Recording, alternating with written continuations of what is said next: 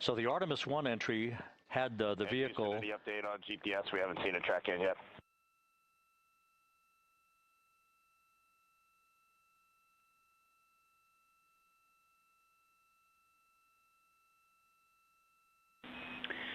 Reed, we are watching. We are starting to get into the window where they may start acquiring, so should be within the next 10 minutes. Okay, sounds good. We're holding at step 17 and getting ready for CM RCS hot fire.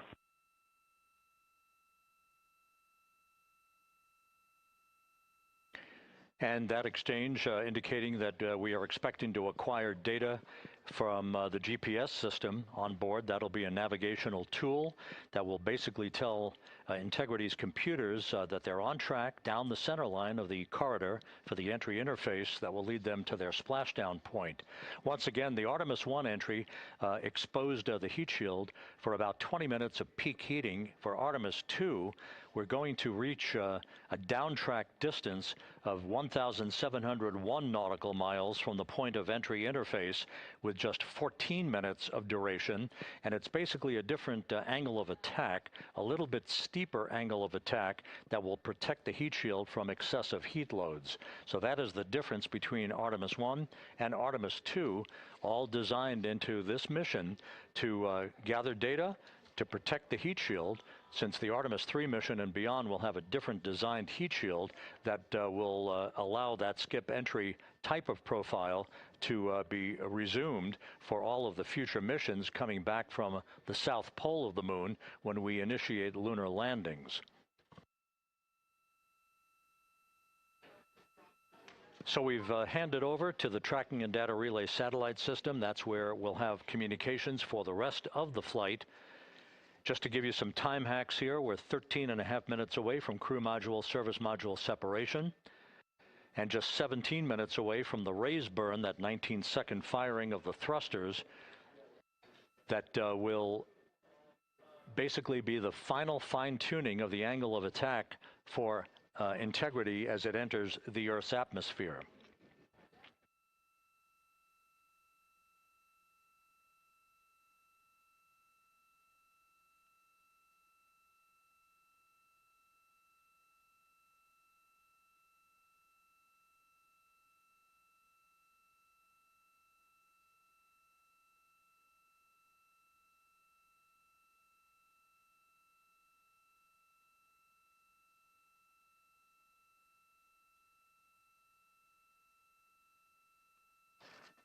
And once again, a dueling box view of some of the assets that are involved in recovery operations today. The Integrity, cabin configured, all crew suited and seated. Houston, copies. That confirmation from Reed Wiseman aboard Integrity, as you see the assets being deployed to the splashdown zone. At the time of splashdown, we expect the John P. Murtha to be about 5 miles away from Integrity, keeping a safe distance until we are sure that the vehicle is in the water and upright, and that it is in a good configuration system-wide for the recovery teams to begin to approach the vehicle to erect that inflatable raft. 2 minutes to CM RCS warm-up hot fire. We're ready. That call from spacecraft communicator Jackie Mahaffey indicating that we're 2 minutes away from a quick burst of the reaction control system. Thrusters, that will be a hot fire test prior to the separation of the crew module from the service module. The European service module has performed flawlessly throughout this flight. Everything, all the burns that had been prescribed for that service module have been executed on time and without a problem. There is the European flight control room that has overseen the manufacturing, the design of the European service module. They deserve quite a bit of credit on this mission for not only propelling the Integrity and its astronauts toward the moon, but also conducting the fine-tuning of its trajectory to bring it to this point where we are dead spot on down the middle of the corridor trajectory-wise to bring Integrity down for its splashdown in the Pacific just 44 minutes from now.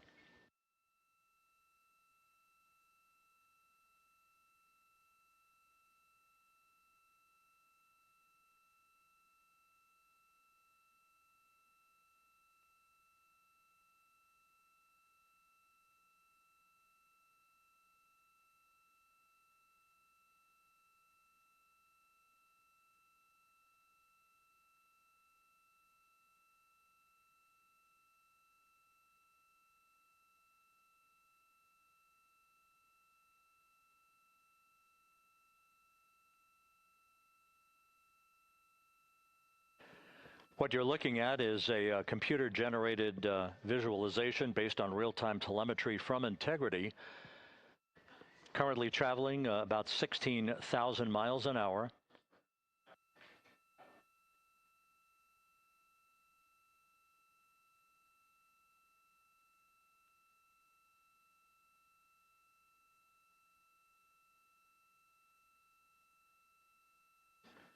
Integrity traveling about 16,000 miles an hour. For the prop cautions, we're taking a look.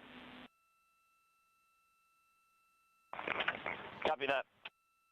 Now just about 5,100 miles from Earth. Splashdown scheduled 43 minutes from now. We're just 9.5 minutes away from the crew module service module separation.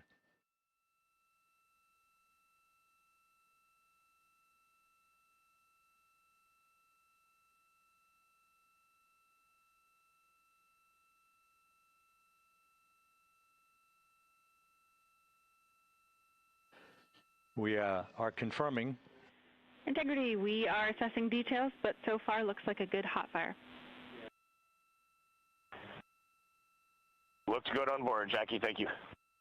And Jackie Mahaffey took the words out of my mouth. I was just about to say that we had a good hot fire test of the thrusters in advance of the crew module service module separation that's coming up just 8.5 minutes from now. This will begin the period in which we will have rapid-fire succession of critical activities on board that will lead to entry interface just 28 minutes from now, where the vehicle will enter the Earth's atmosphere at an altitude of 400,000 feet. The time of entry interface, 6:53 and 30 seconds p.m. Central Time.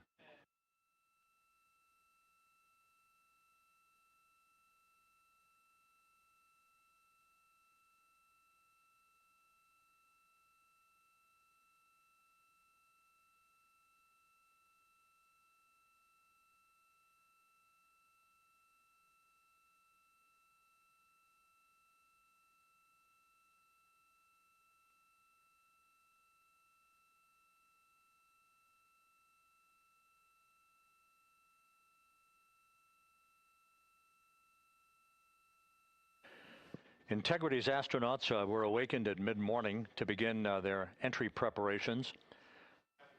And propulsion officer now reports a good hot fire test in preparation for the crew module service module separation.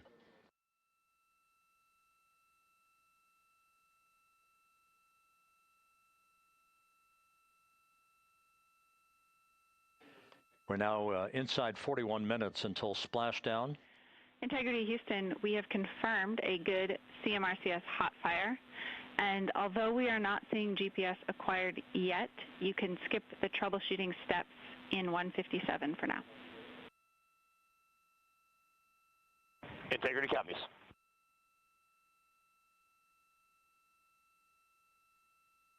That GPS discussion indicating that we will be acquiring navigational data for Integrity through the Global Positioning System equipment on board. We just don't have it yet, but we will. All of Integrity's systems are in great shape to support its high-speed entry into the Earth's atmosphere. It, once again, will reach a peak speed of 24,661.21 miles an hour. Your call on GPS. We at least have GPS 1 looking good on board.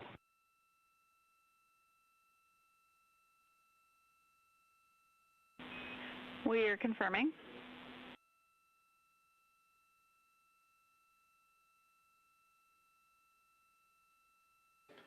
The Guidance, Navigation, and Control Officer here in Mission Control confirming that we have good lock on GPS data. We are on a communications link now through the Tracking and Data Relay satellite system. Now, following splashdown, we're going to lose that link and go to what's called a VLDR, a very low data rate communications link, so that we can talk to the crew inside Integrity as they are on the water. Integrity, confirm we do see good GPS. We do too, especially GPS 1 is accepting in nav channels 1 and 3. That GPS data is basically telling Integrity's onboard computers its position relative to the Earth, but its trajectory and its orientation according to flight dynamics, and the Guidance, Navigation, and Control Officer is spot on. We have now armed the pyros for the crew module service module separation coming up less than 5 minutes from now.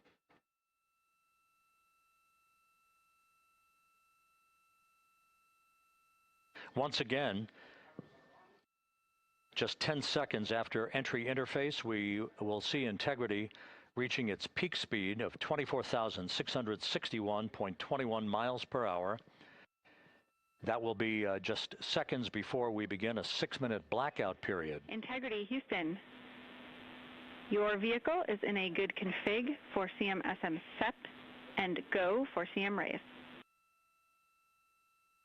Houston, we see the same on board and copy go for CM raise.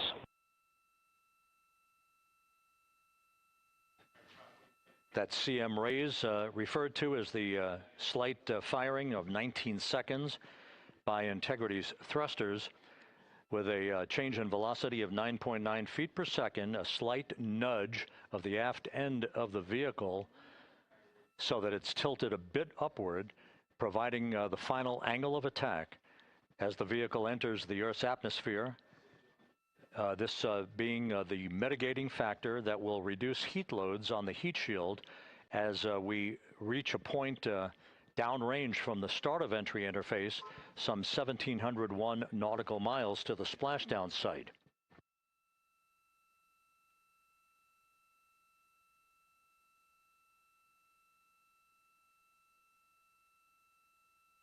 Integrity systems in excellent shape. We are currently 3,300 nautical miles left in this mission. Splashdown scheduled 36 minutes, 39 seconds from now.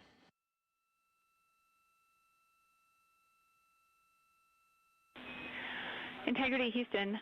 For the 2 enabled prop cautions, what happened is while the thrusters were firing, multiple pressure sensors on each of the strings diverged a bit from each other. Those limits look to be set pretty tight.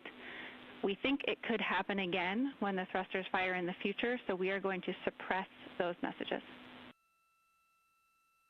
We concur with suppress, not inhibit. Thank you. That exchange between Jackie Mahaffey, our Capcom for tonight, and Reed Wiseman aboard Integrity, indicating basically to ignore sensor data. All of Integrity's systems are in good shape.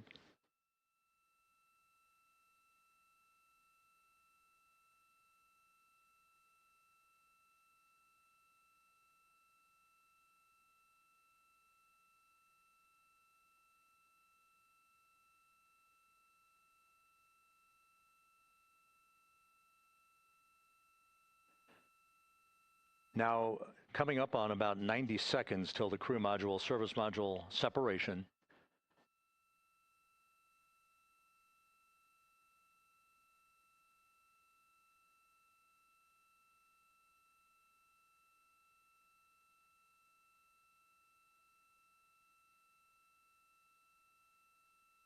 All quiet here in Mission Control as we enter the most critical phase of the completion of this flight.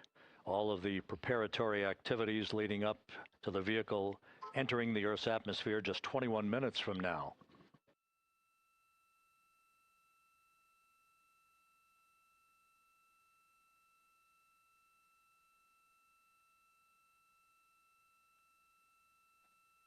Coming up on 1 minute. Mark, 1 minute till crew module, service module separation.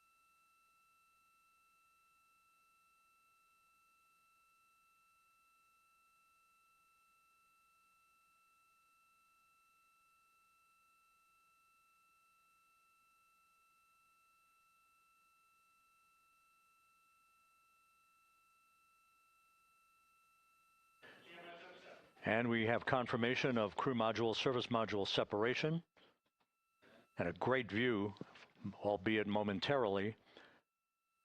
Houston, good step on board. Houston copies and concurs.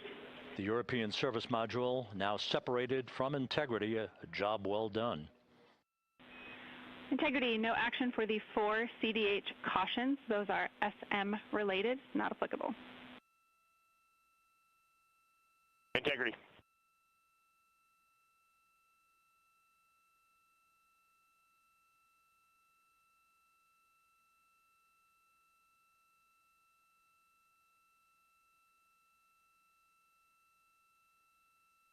So, with Integrity now flying free on its own for the remaining 32 minutes of this mission, next up, the raise burn, a 19-second firing of Integrity's thrusters. Good GPS 2.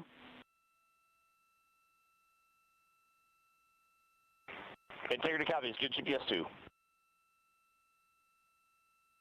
Coming up on the 2-minute mark until the raise burn. Again, this is the final tweaking of the orientation of Integrity to put it in the right angle, if you will, the angle of attack that it will fly in during its entrance into the Earth's atmosphere. Entry interface now just 18 minutes, 25 seconds away. This is a visualization, but driven by real-time telemetry. This is the maneuvering of Integrity to the raise burn orientation. Just 2,800 miles from Earth.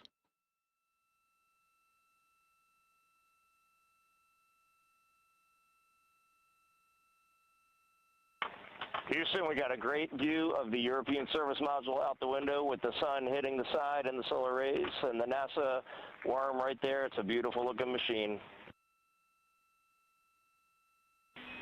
Roger.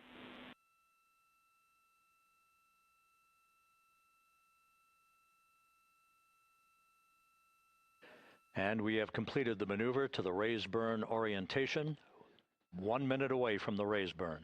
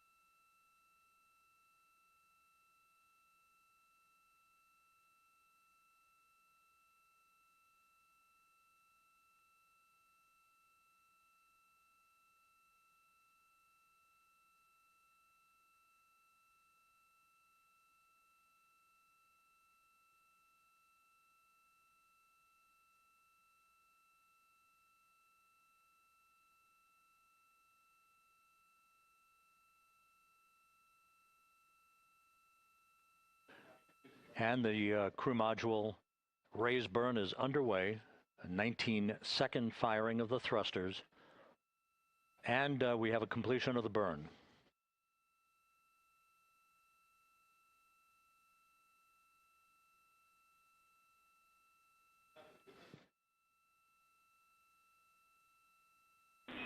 Integrity, good. CM raise burn. Your flight path angle is within limits.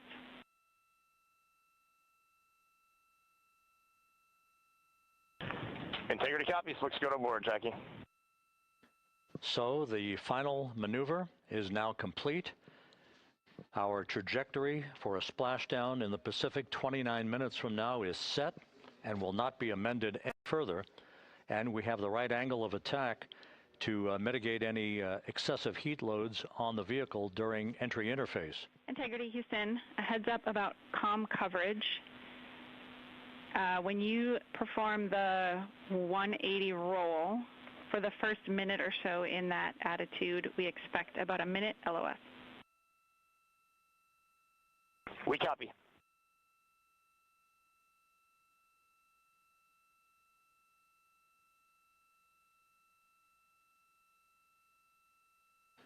So for those who are watching the series of events coming up, we will enter the first traces of Earth's atmosphere 14 minutes, 45 seconds from now. 6:53 and 30 seconds is what is pegged for entry interface at an altitude of 400,000 feet, traveling at approximately 34,800 feet per second, range to touchdown or splashdown 1,701 nautical miles.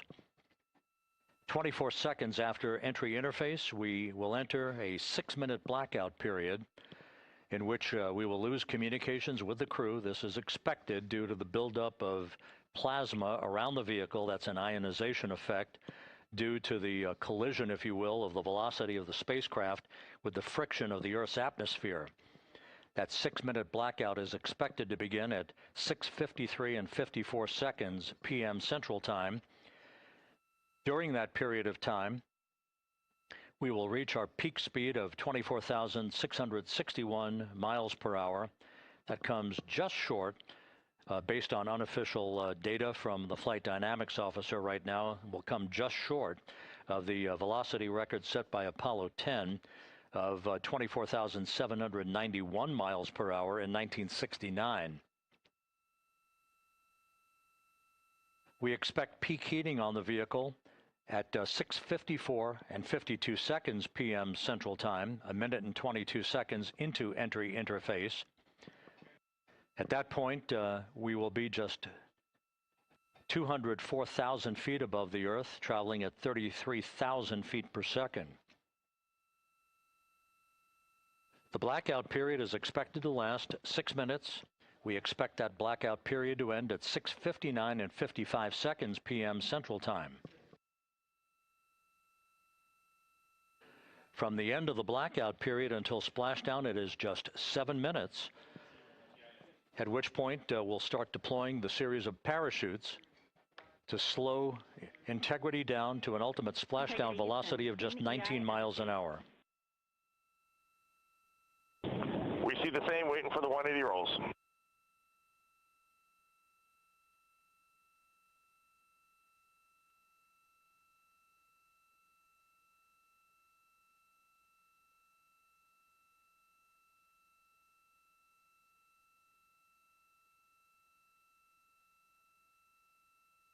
The parachute deployment sequence, once again, will come in several segments, but in rapid fire succession. And we have a great view of the moon out window 2.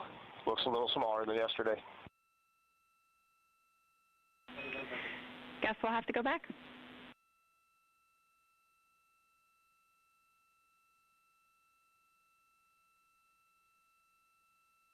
Reed Wiseman and Jackie Mahaffey exchanging discussion on a view of the moon that Integrity's astronauts are seeing in the final minutes of this mission that will be completed with splashdown just 25 minutes from now. 3 forward bay cover parachutes will be used to pull the forward bay cover off the top of the vehicle. Then 2 drogue parachutes will be deployed to slow and stabilize the crew module during its descent, followed by 3 pilot parachutes that will lift and deploy the main parachutes from the forward bay. The final sequence will have 3 main parachutes deployed. These will be 116 feet in diameter, each main parachute approximately 265 feet long when reefed. The parachutes will ultimately slow Integrity down from its peak speed of almost 33 times the speed of sound to a gentle 19 miles an hour at splashdown.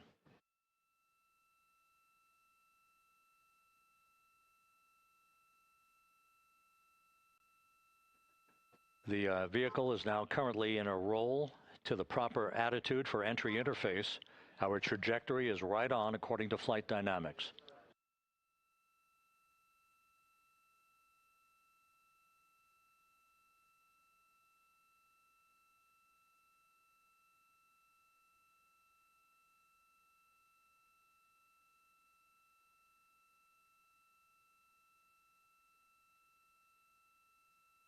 Integrity is on a trajectory from southwest and northeast across the Pacific Ocean, descending at a rate of 15,000 feet per second.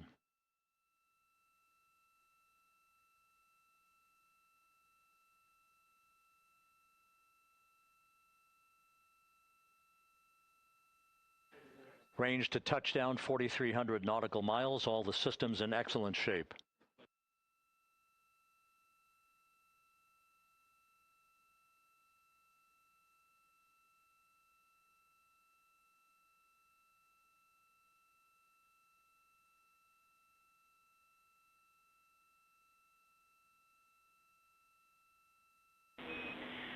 Integrity, Orion in the EI roll 180 attitude.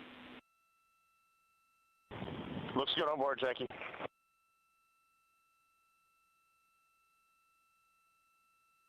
This view out of one of Integrity's windows. We had a call for 3 good baros. Those are barometric pressure sensors that feed altitude and rate of descent information to Integrity's computers that will trigger the parachute deployment sequence. We are less than 9 minutes away from entry interface, 22 minutes from splashdown.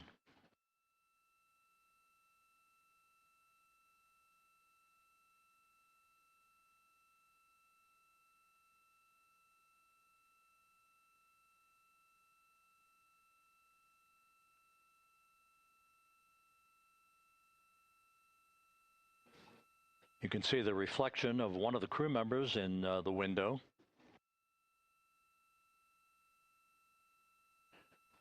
Out in the Pacific, the weather conditions remain go.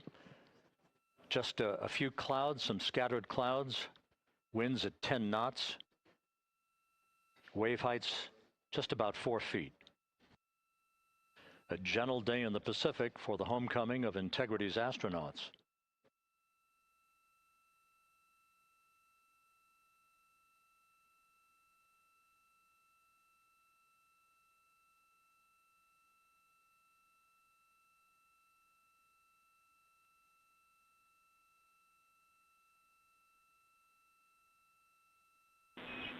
Integrity back in EI attitude.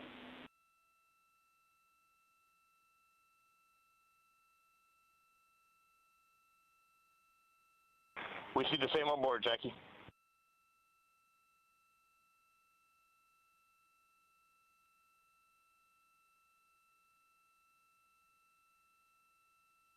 Houston, purge is complete. Crew and vehicle are configured for entry.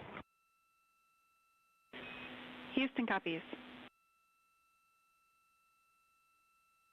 And we're in step 37, transferring nav state to BFS.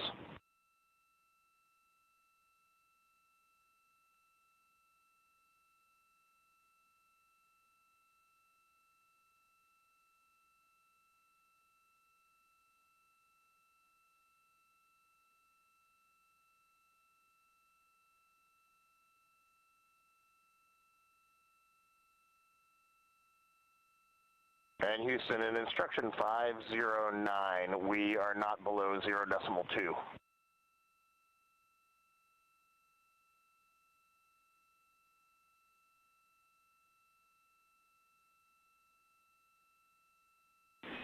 Integrity, no action required.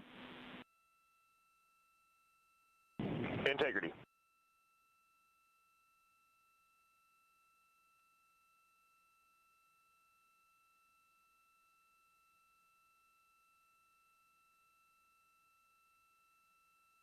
Now 6 minutes away from entry interface, we will hit the first traces of Earth's atmosphere at an altitude of 400,000 feet, traveling about 34,882 feet per second. Range to splashdown at that point will be 1,701 nautical miles.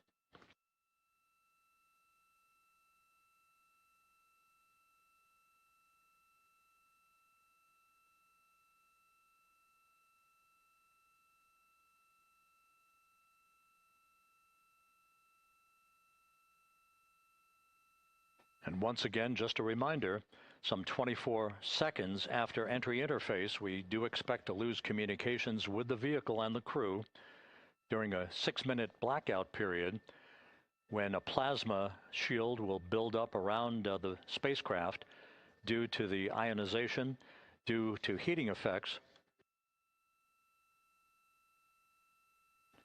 And Flight Dynamics has just confirmed we will have a blackout period of exactly 6 minutes in duration. And once again, that's due to the fact that a plasma buildup around the vehicle will prevent communications and data, so we will not be able to talk to the crew members at that time, nor will we receive data here in the flight control room. Houston, everything is looking good on board. Just confirm no pre-EI downloads. Houston concurs. That blackout period to begin at 6:53 and 54 seconds p.m. Central Time, and again will last about 6 minutes in duration.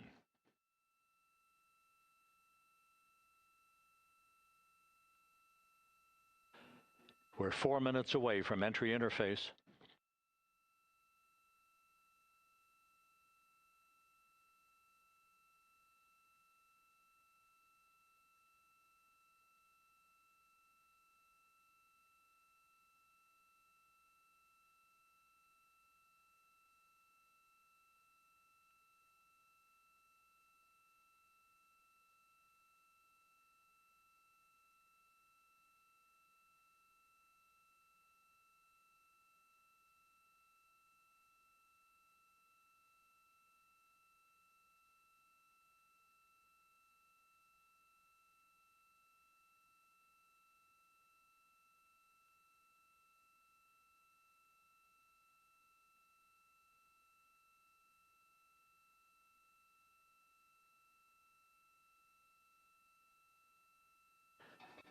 This view from Integrity as it crosses from southwest to northeast across the Pacific Ocean, 3 minutes from entry interface.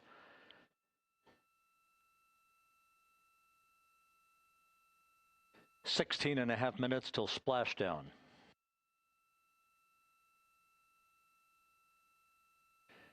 The USS John P. Murtha and the recovery team is on station and in position, as are the airborne imagery assets that we hope to receive imagery from as Artemis enters the Earth's atmosphere and through parachute deployment.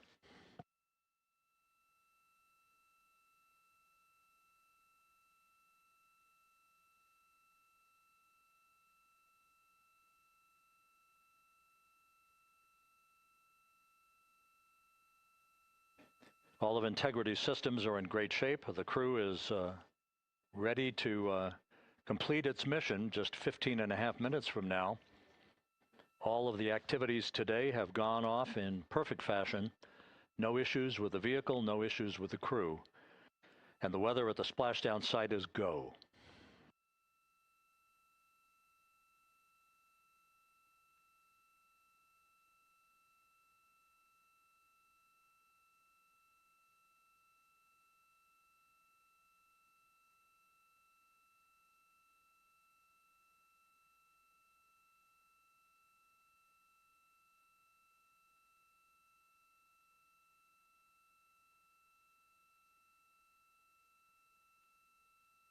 Coming up on 1 minute until entry interface.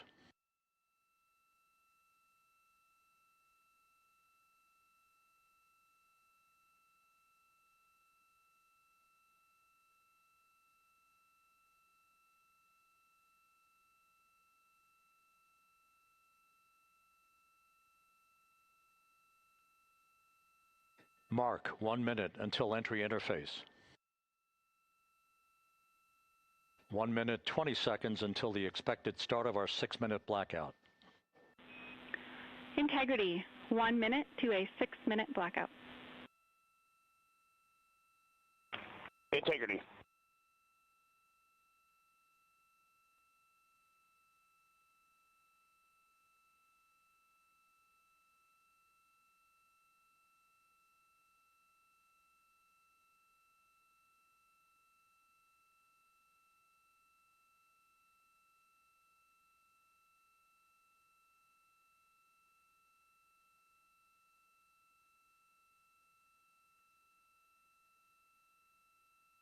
Ten seconds till entry interface.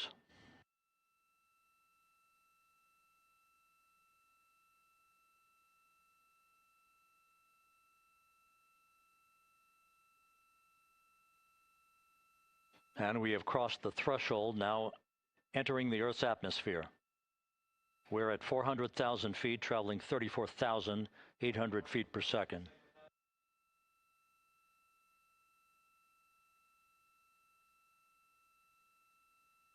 Time to splash down, 13 minutes, 10 seconds.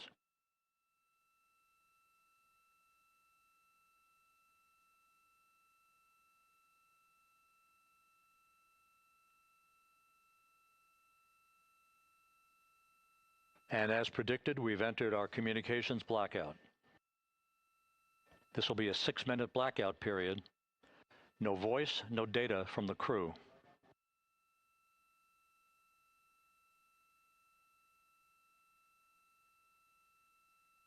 We're 30 seconds away from the anticipated point of peak heating on the vehicle, where temperatures will rise to about 4,000 to 5,000 degrees Fahrenheit. This is the true test of our trajectory.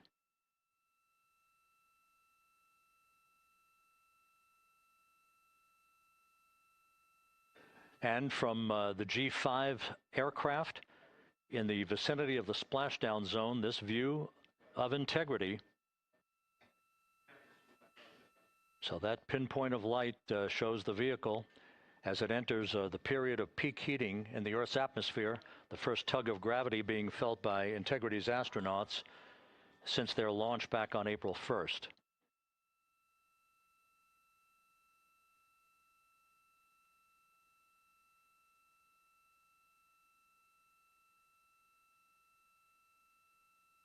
Four and a half minutes until the end of the blackout period. Time to splash down, 11 minutes, 33 seconds.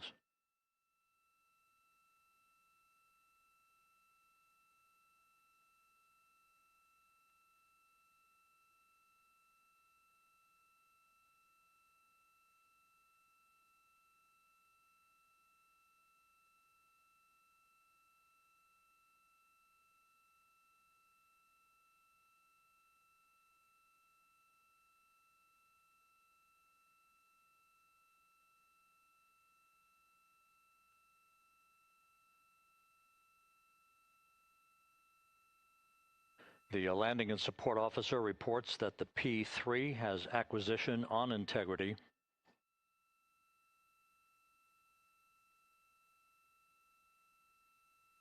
Three and a half minutes left in this blackout period. This is a visualization of the plasma buildup around the spacecraft and the repelling of that heat on Integrity's heat shield.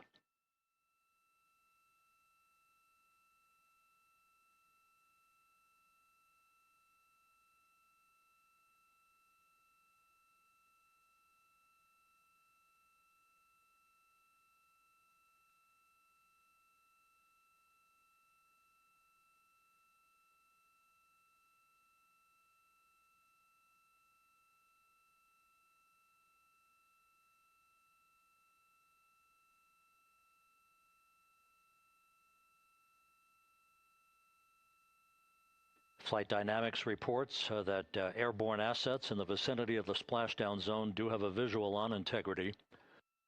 Still 2 minutes and 40 seconds left in our blackout period. Time to splashdown, 9 minutes, 35 seconds.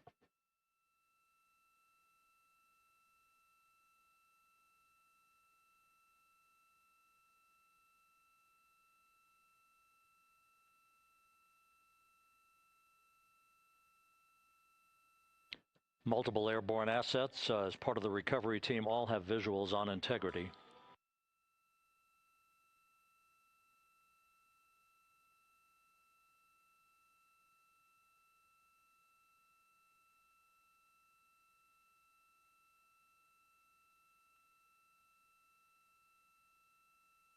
And the WB-57 flying in the splashdown zone also has a visual.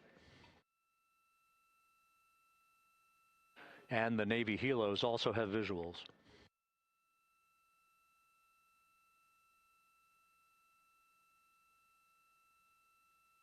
We're still in the blackout period.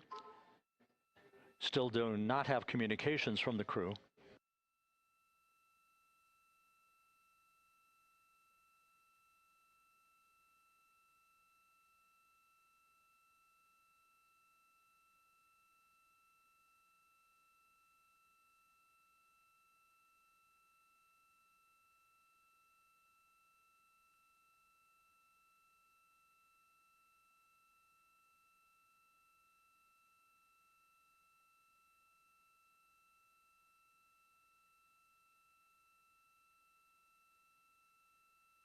We're standing by for communications from the crew. We should be out of the blackout period less than a minute from now.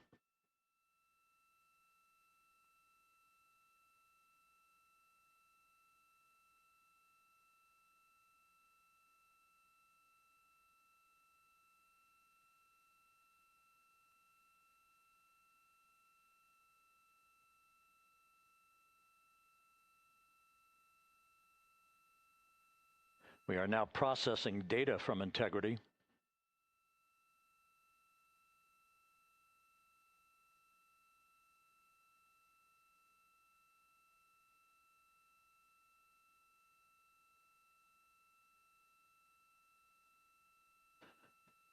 Landing and support officer reports the small boats are en route to the splashdown target zone.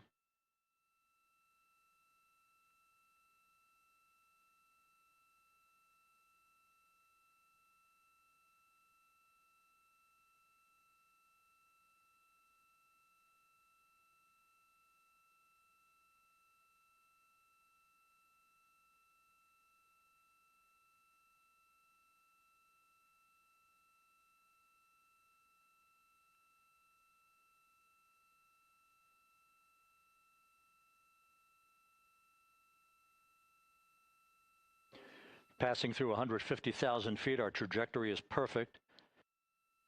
We're getting intermittent views of integrity.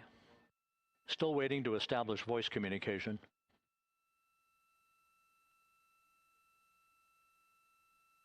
Integrity, Houston, comm check, post-blackout. Houston, Integrity, we have you loud and clear. Your trajectory is nominal, and your recovery teams have visual. Guidance looks good. No action for the enabled internal camera controller fail. Big cheers from the viewing room here in Mission Control as voice communication reestablished with Commander Reed Wiseman. For America and a waiting world, Integrity is 5.5 minutes away from coming home.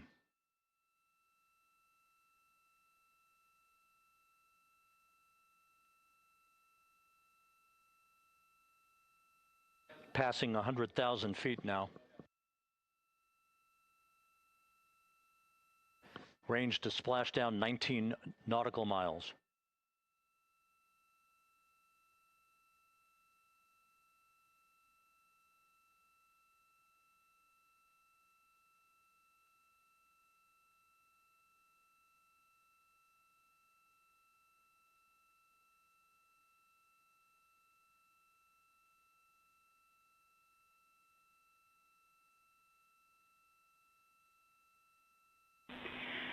Integrity, impact to the camera controller fail is no Cab 1 views of the chutes.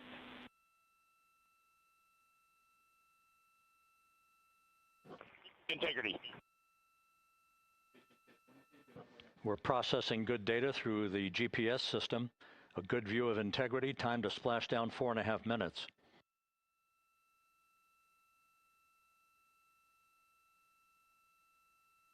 And a view of Integrity from the WB-57. We're at 50,000 feet.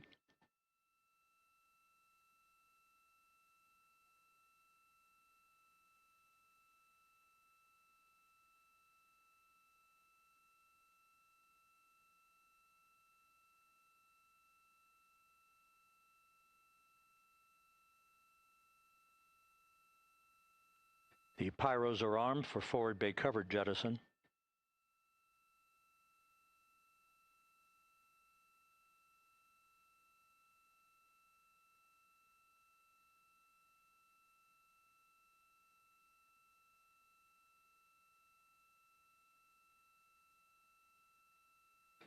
And there go the first series of parachutes, and we're on drogues. And Houston, we're visual 2 drogues out the window. 2 good drogue chutes. Next up. We copy, we see them. Next up, the deployment of pilot parachutes that will pull the main chutes out.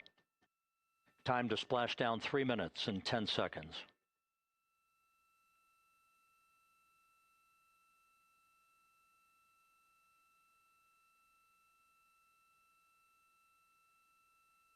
Perfect descent rate according to flight dynamics. Good rates on 2 drogues.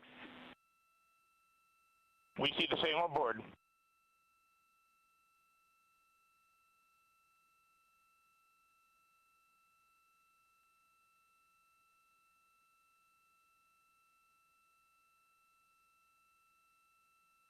Passing through 10,000 feet, still on drogues.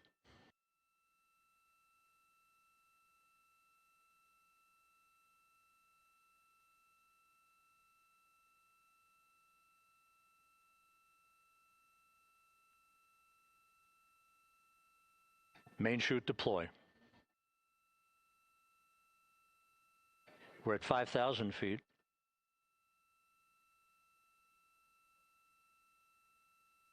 Search and recovery beacon has been activated on Integrity. And we have 3 good main chutes. Good 3 main chutes, good reefing, good descent rate. Good rates, and we see 3 good-looking parachutes.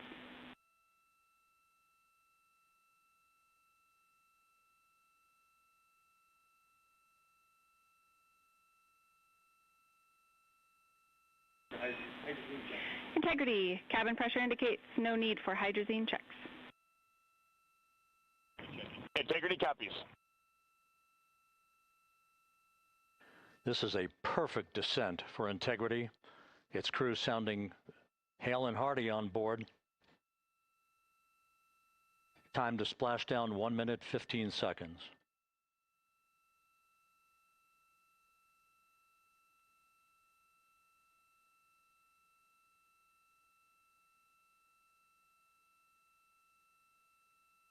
Integrity about to complete a journey spanning 694,481 miles from its launch from the Kennedy Space Center back on April 1st, and a trip around the moon.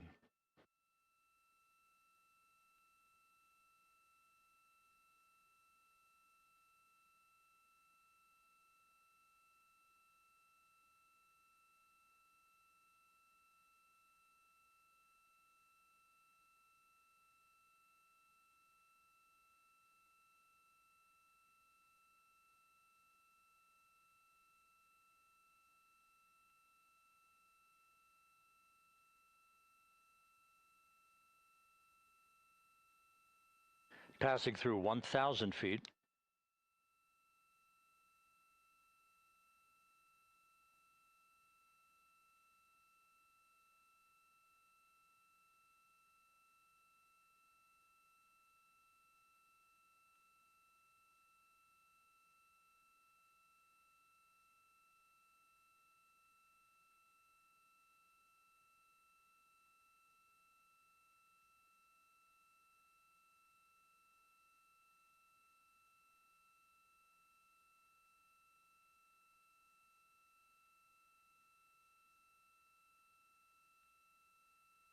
Houston Integrity, splashdown, sending post-landing command now. Splashdown confirmed. Copy splashdown, waiting on VLDR. Splashdown confirmed at 7:07 p.m. Central Time.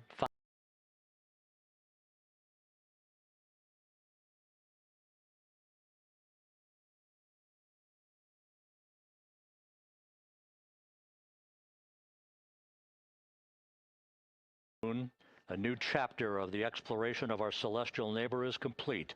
Integrity's astronauts back on Earth.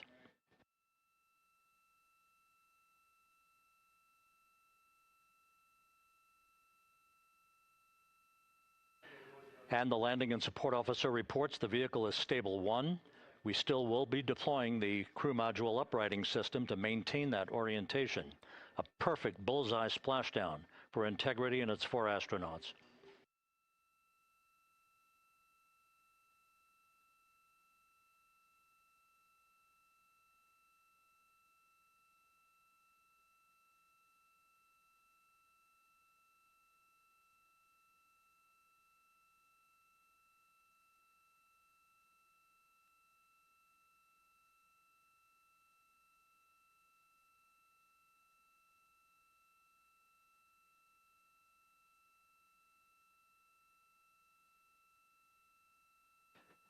The unofficial splashdown time, 7:07 and 47 seconds p.m. Central Time. We'll get that refined for you. That would put the end of the mission at a mission elapsed time of 9 days, 1 hour, 31 minutes, 35 seconds.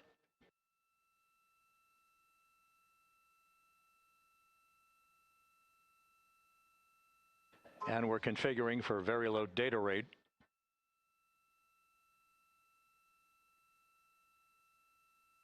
Once again, splashdown occurring in the Pacific, southwest of San Diego at 7:07 and 47 seconds p.m. Integrity Houston, comm check on VLDR.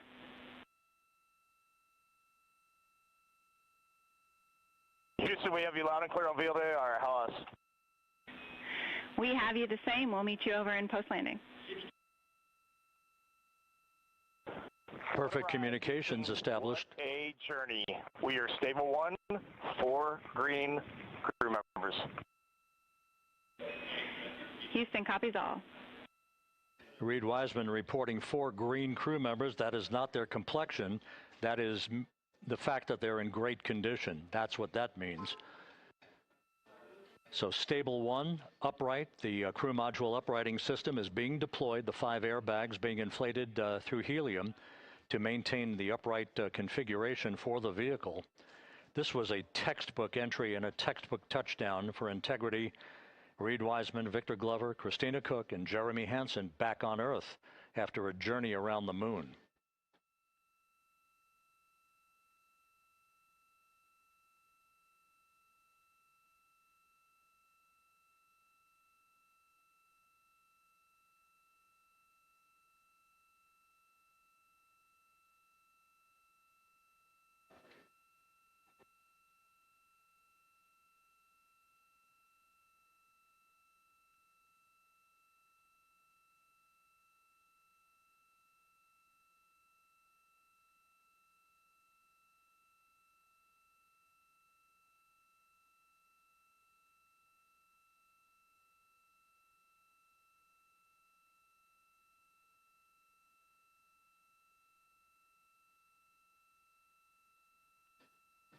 We continue to monitor the functioning of the CMOOS system. The airbags are being inflated to maintain a stable 1 or upright configuration. And there's a good view from one of the naval helicopters hovering overhead.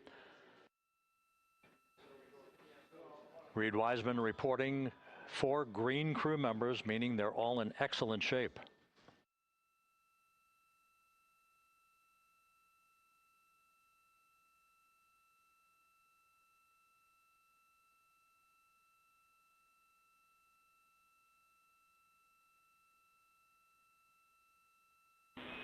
Integrity Houston for SAR beacon and radio.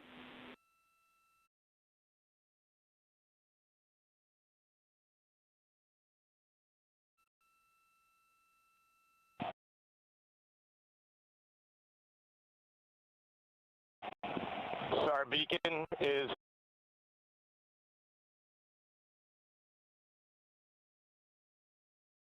in 406.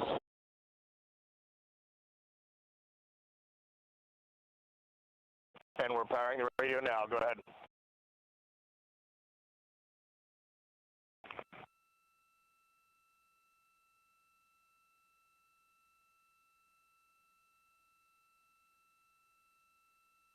So Integrity is in great shape, and as the crew continues its post-splashdown timelined activities on board, Reed Wiseman once again reporting that all 4 crew members are in excellent shape. And we have 5 inflated airbags to maintain an upright configuration so that the recovery team can now begin a slow approach to the vehicle. Meanwhile, here in the flight control room, Entry Flight Director Rick Henfling is polling his team of flight controllers for the start of powering down the vehicle. After a thorough systems check, we have no toxic gases to be concerned about, so the recovery personnel can approach the vehicle, but not until we have powered down the spacecraft. That's expected to take a few more minutes.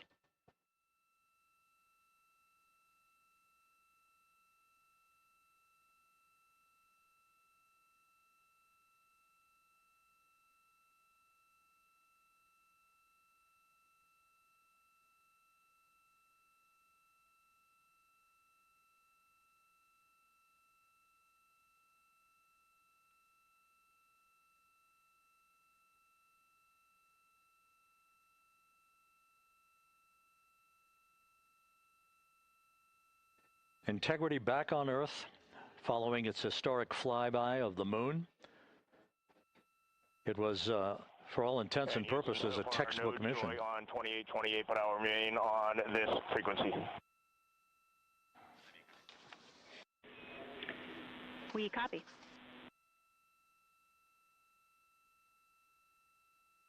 Reed Wiseman indicating some trouble with the SARSAT phone on board. But that's not an issue. What is more important is that the vehicle is solid. No issues as we begin the power down of the vehicle to begin the recovery process.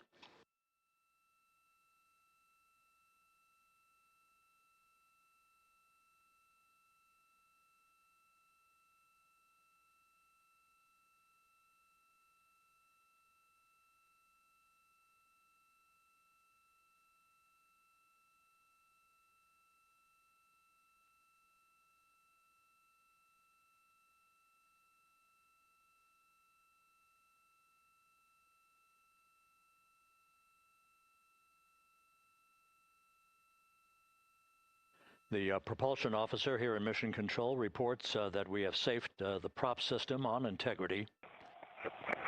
Can you say again? That was very weak and broken.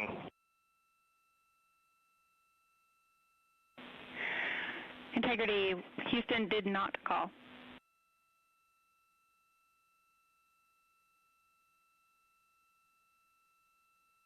Copy that, Houston. It might have been on the SAR radio. Stand by.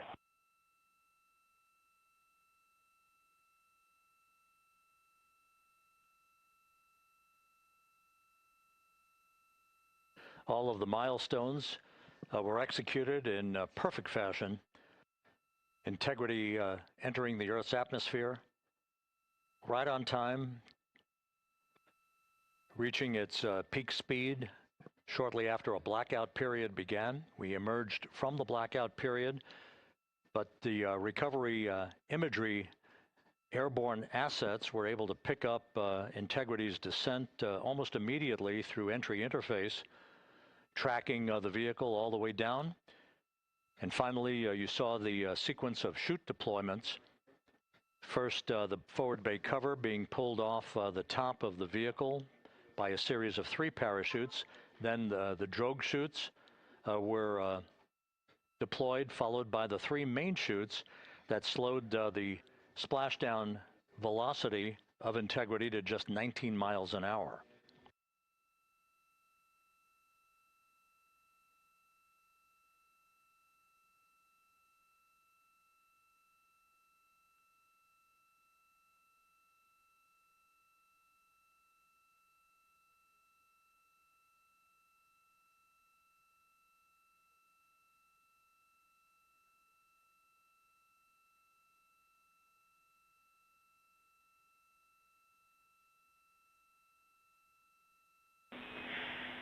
Integrity, Houston, with no joy on SAR and SAT phone, we'd like you to command an additional 15 minutes for a total of 30-minute power down delay.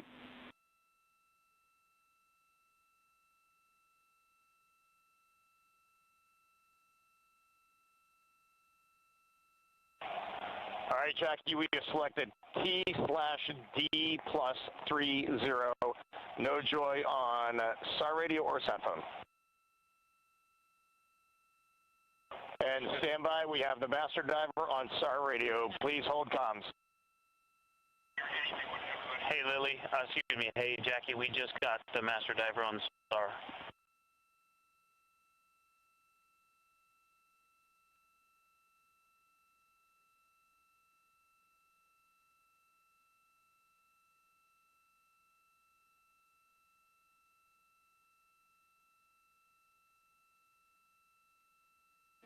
A good view of one of the fast boats. Integrity, Houston, if you are happy with your comm with master diver, you can go back to the 15-minute power down. Okay, stand by. Yeah, we'll confirm here in a second. The crew on board Integrity coordinating with the flight control team in Houston here in Mission Control on the timing of the power down of the vehicle, which will be the precursor to the recovery teams approaching the spacecraft. There are no issues with Integrity. We've had a bit of broken capability in establishing a SARSAT or satellite phone communications capability between the crew on board Integrity and the recovery team. That will get sorted out here shortly. There's plenty of cooling on board Integrity, so there's no rush to begin the power down. To call you on the sat phone and not getting an answer there either. Concur. We haven't had anything come through.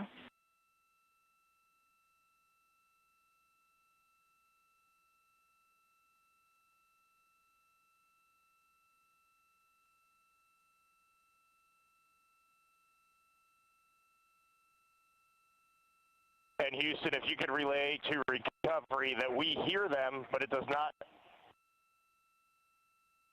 appear as though they are hearing us.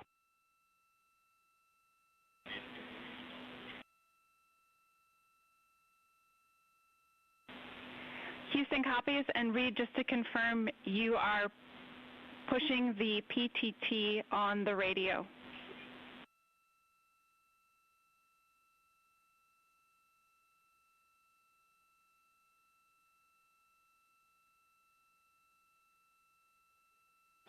So as we continue to sort out the communications between Integrity and the recovery teams, we are standing by for the initiation of the power down procedures that, as you see, the recovery teams are moving towards the side of the capsule. The next major event will be the erection of that large inflatable raft called the front porch. That will be the port of call for the crew as they're being extracted one by one from the vehicle.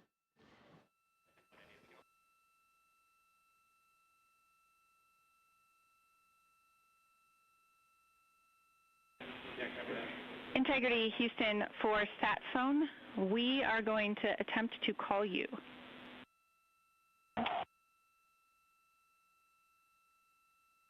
Good idea, standing by. And Jackie, yes, we are pushing the push to talk, the two buttons on the left side of the radio below the up-down arrows. We are utilizing them. I'm rebooting the radio to see if we get good comms. Okay, we copy all, and just to confirm, you are seeing that you are touchdown plus 3030 for power, correct? That's affirmative.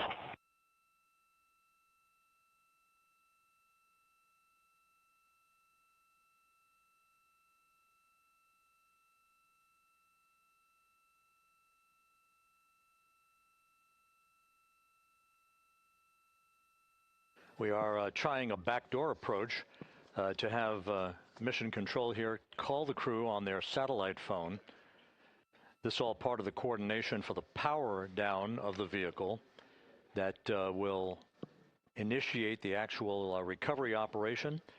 The first boats with the Navy divers on board are standing by, waiting to close in on Integrity to begin the process of erecting the large inflatable raft that's called the front porch that will be where the astronauts are extracted from so that they can have a few minutes to get their land legs back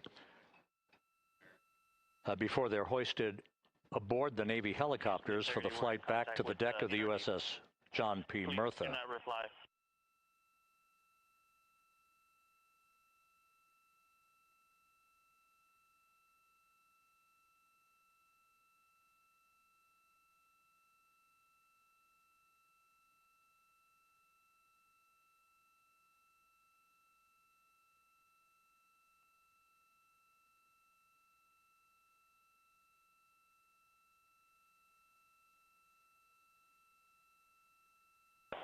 And Houston, please don't reply. NRD, very weak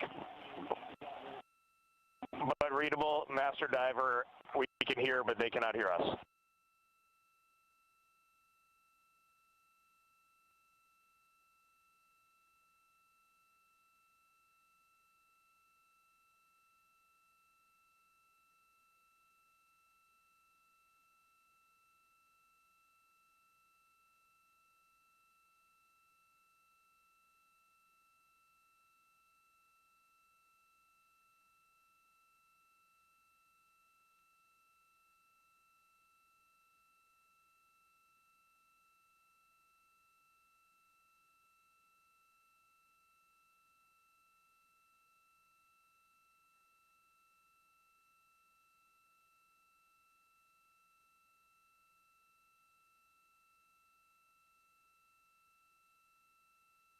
And Houston on OE1, is there any chance to tie us into NRD?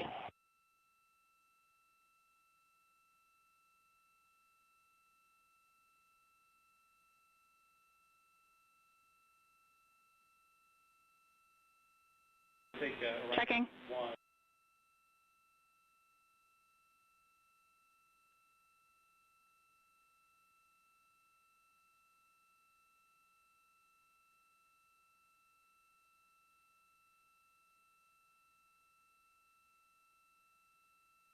This is Mission Control, Houston.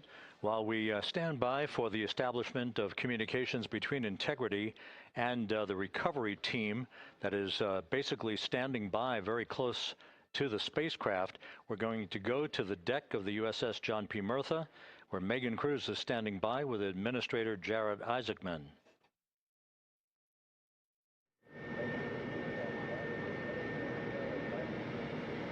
Hey, Rob, yeah, just such an honor to be able to be here on the ship, to be able to share and experience this moment with everyone together. And of course, as you just said, yes, here with NASA Administrator Jared Isaacman.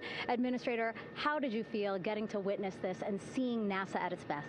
Oh, I mean, I'm honestly, I'm still at a loss for words. I mean, you know, like the childhood Jared right now can't believe what I just saw. I mean, almost been waiting my whole lifetime to see this, and then it's NASA Administrator. I just couldn't be more proud of the entire workforce, the years, the effort, the late nights, all the hard work from across the country that contributed to this incredible moment right now.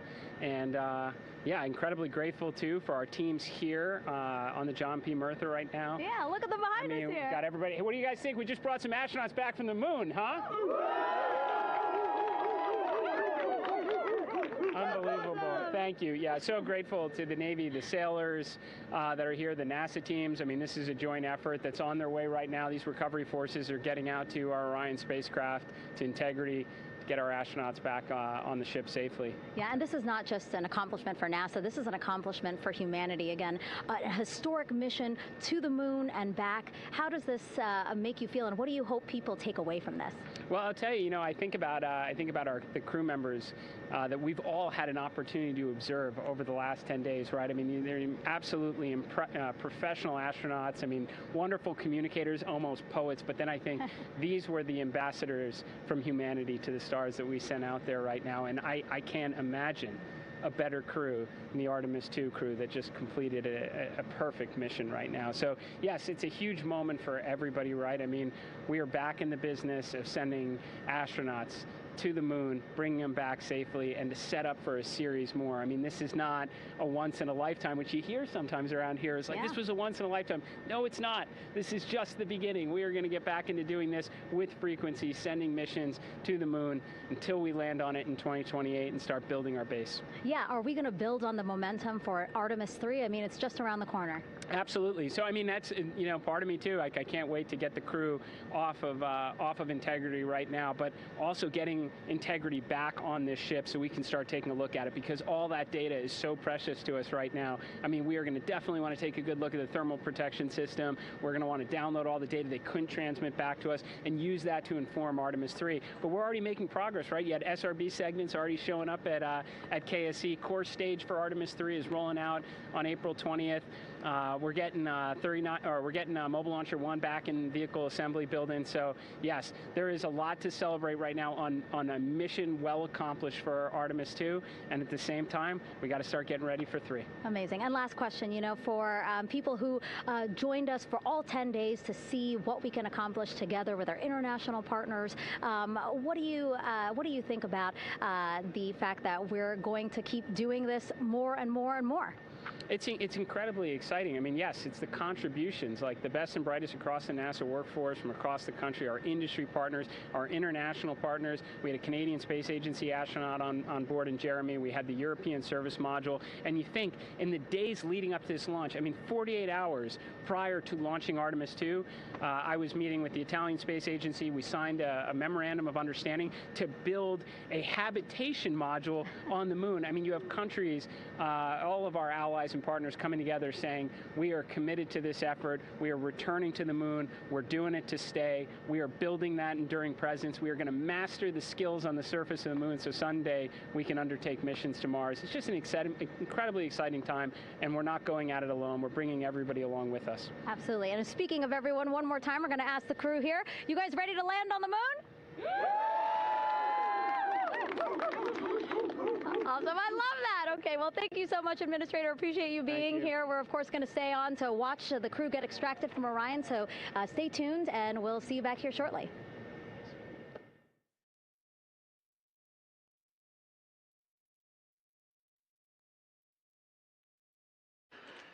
Thank you, Megan, and thank you, Administrator Isaacman.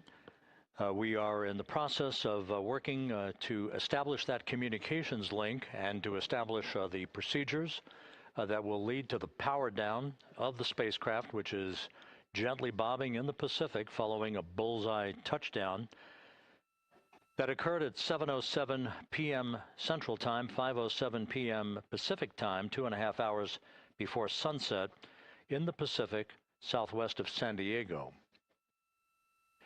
We have once again heard from the crew during that interview opportunity with the administrator, and we have 4 healthy crew members on board.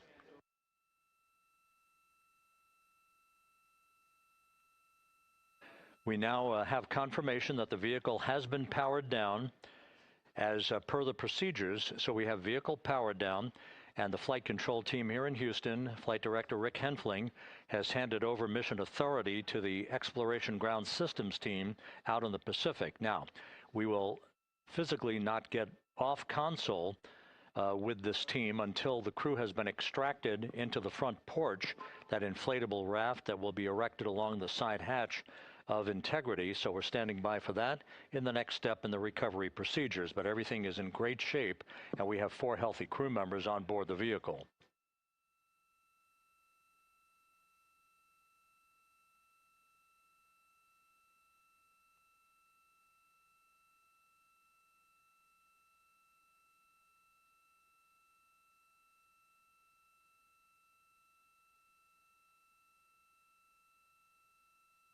All of the entry events went by the book, no issues, perfect trajectory for Integrity that was culminated with one final raise burn to improve the angle of attack for the vehicle as it entered the Earth's atmosphere. All of that flight dynamics computation worked like a charm.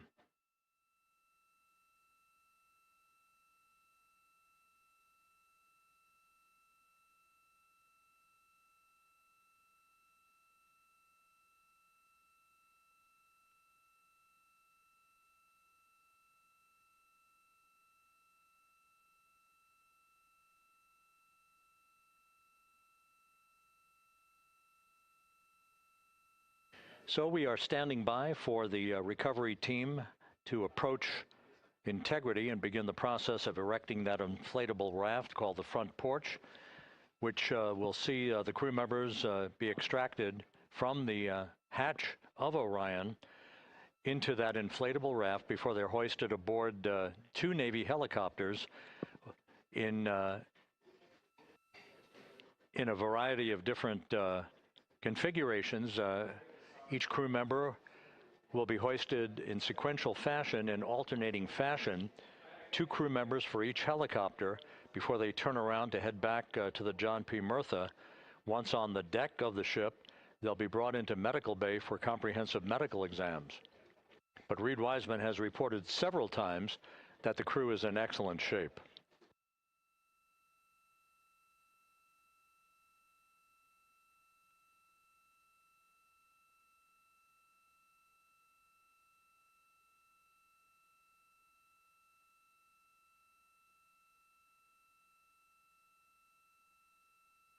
So just to recap, it has been some 26.5 minutes since the splashdown of Integrity in the Pacific.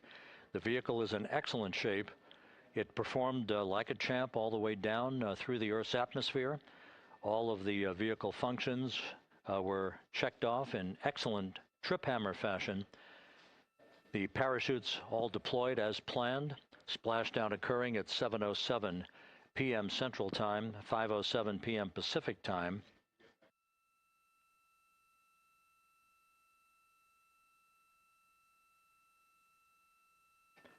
And after a bit of a tussle to try to establish a communications link with the recovery team, we were finally able to run through the procedures for the powering down of the vehicle. We've handed over mission authority to the Exploration Ground Systems folks out in the Pacific, and the recovery team will be approaching the vehicle shortly to erect the inflatable raft called the front porch before opening the hatch to Integrity to bring the crew members onto that raft before they're hoisted onto 2 Navy helicopters, 2 crew members for each helicopter, before they're flown back to the deck of the USS John P. Murtha.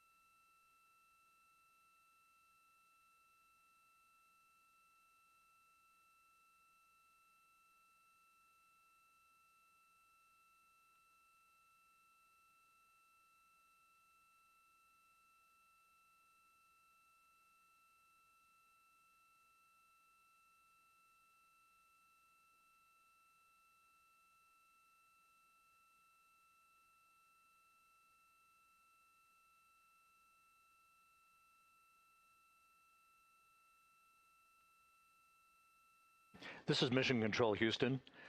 After talking to the flight dynamics folks, we have a bit of a refinement on the splashdown time for you. Their computation shows a splashdown time of 7:07 and 27 seconds p.m. Central Time, 7:07 and 27 seconds p.m. Central Time.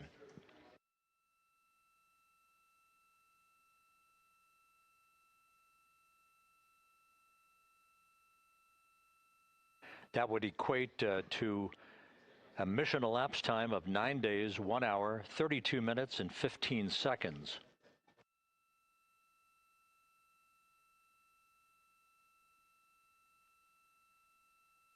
Once again, from Flight Dynamics, a splashdown time of 7:07 and 27 seconds p.m. Central Time. That would equate to a mission elapsed time of 9 days, 1 hour, 32 minutes, and 15 seconds.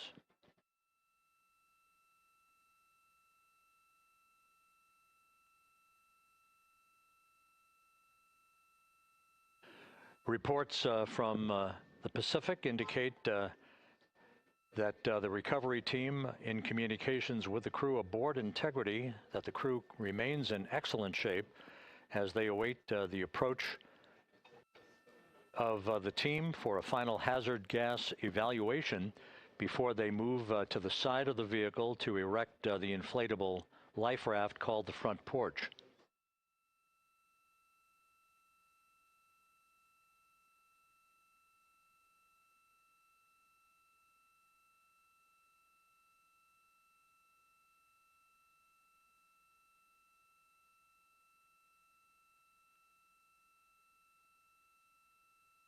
Again, no issues with Integrity. The vehicle is powered down.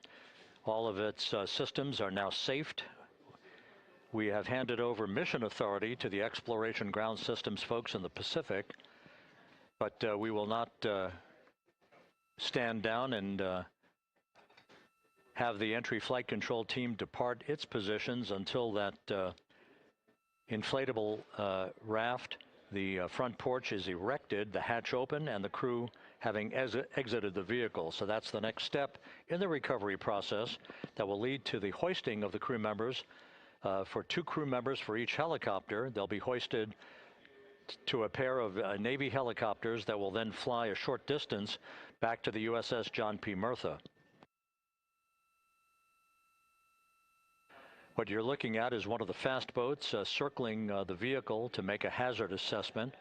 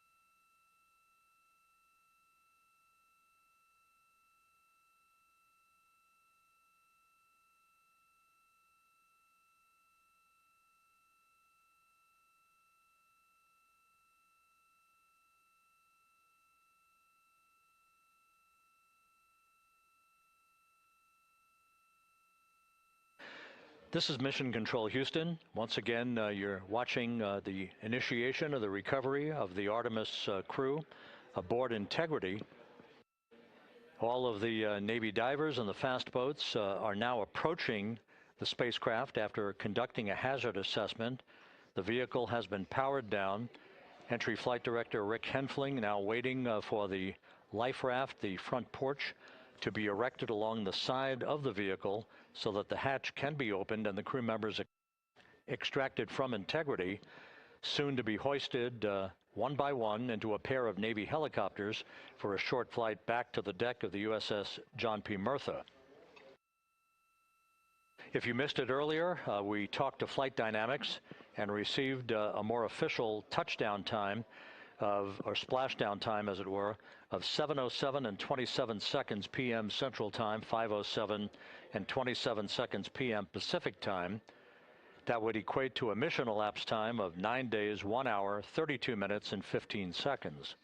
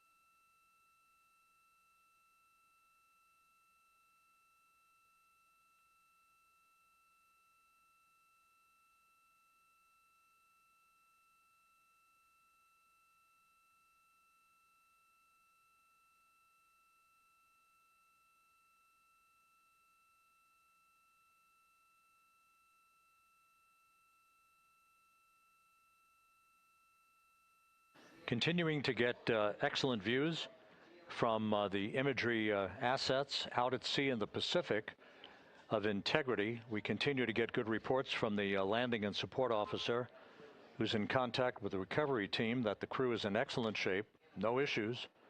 They're just currently biding their time, waiting for the front porch to be erected. We have no hazardous we have no hazard gases and no hazardous situation with the vehicle. It performed perfectly all the way down from entry interface to its splashdown in the Pacific at 7:07 and 27 seconds p.m. Central Time. And as you can see, the first phalanx of recovery personnel now pulling up alongside of Integrity.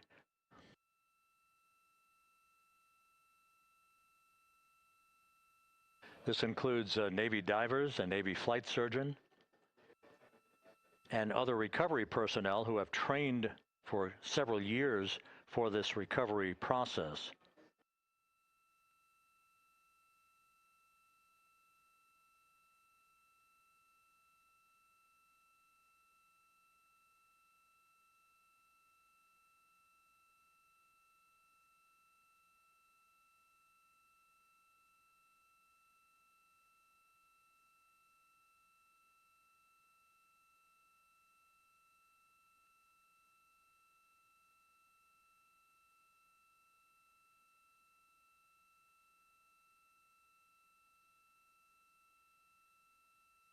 At this hour, some 41 minutes following splashdown, the vehicle has been powered down. There's no hazardous gas emanating from the vehicle. That's why the first team of recovery personnel has been able to pull alongside Integrity. And the reports continue to come in that the 4 astronauts are in excellent shape.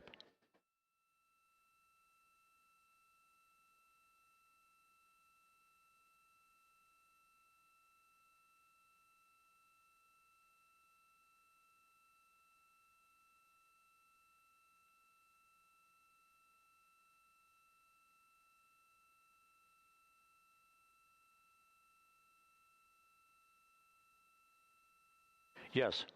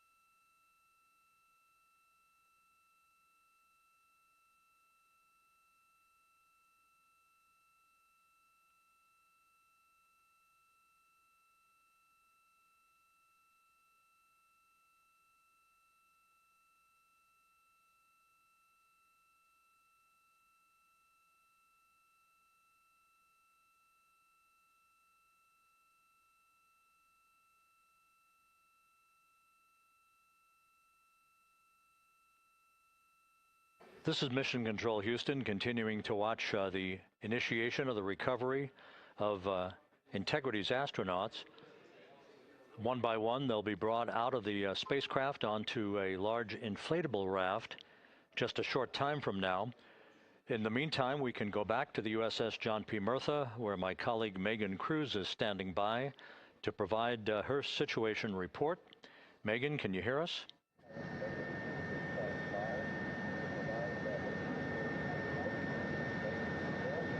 Hey, Rob. Yes, I can hear you. Thank you. Yeah, we're back here on the bow of the recovery ship where there are still plenty of people peering out into the water. We are not very far from the action everyone is seeing on their screen now. The Orion spacecraft, Integrity, in the ocean, surrounded by a number of recovery boats.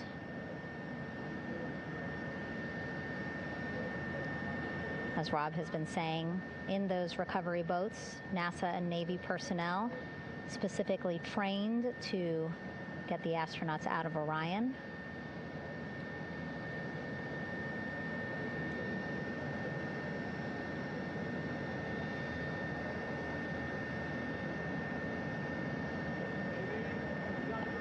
In some of our wide shots, you can probably see that there are 6 boats out in the water.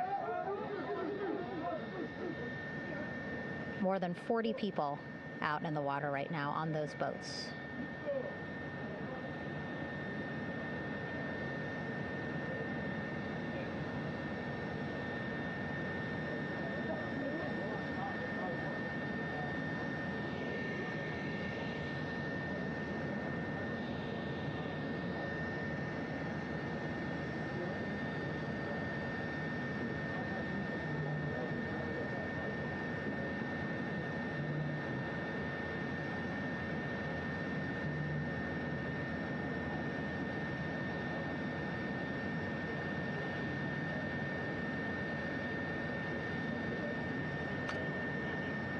First order of business is to set up the front porch and the stabilization collar. You might also hear it referred to as a stab collar.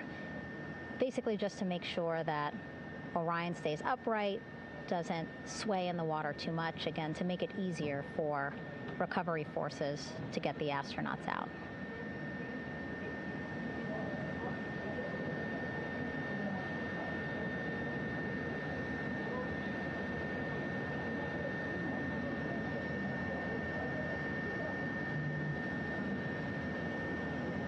Again, we splashed down to the Pacific Ocean just after 5 p.m. Pacific time here. It's a requirement by NASA to be able to get the crew out of Orion within 2 hours of splashdown. So doing great on time so far. Plenty of time. No rush either. I was speaking to NASA flight surgeon Rick Schuring earlier in this broadcast, and he said to me, no rush to get the crew out. Just want to make sure that they're feeling good. And whenever they're ready to take their step out of Orion and onto that large raft, the front porch, folks will be ready.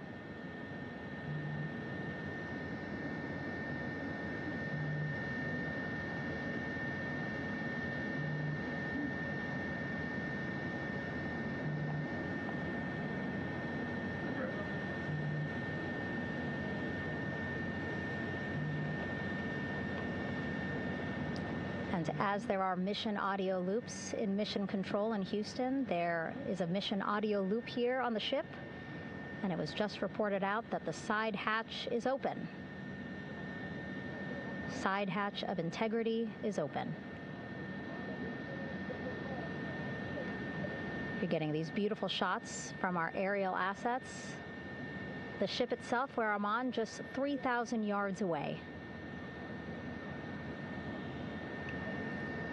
Again, plenty of people on the boat here, glued to the side closest to where they can see all this action. And again, with just 3,000 yards separating us, great views from the bow here. You can see now that side hatch is open. One of the Navy personnel is about to get inside there.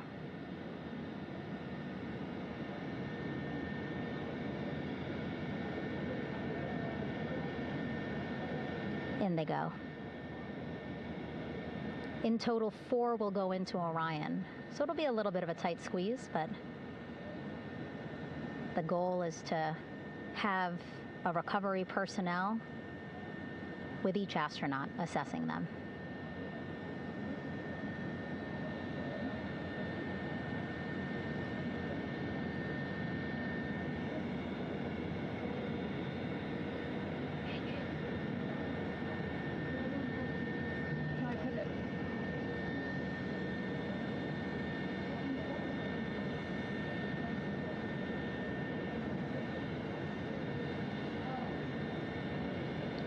Boats getting closer now.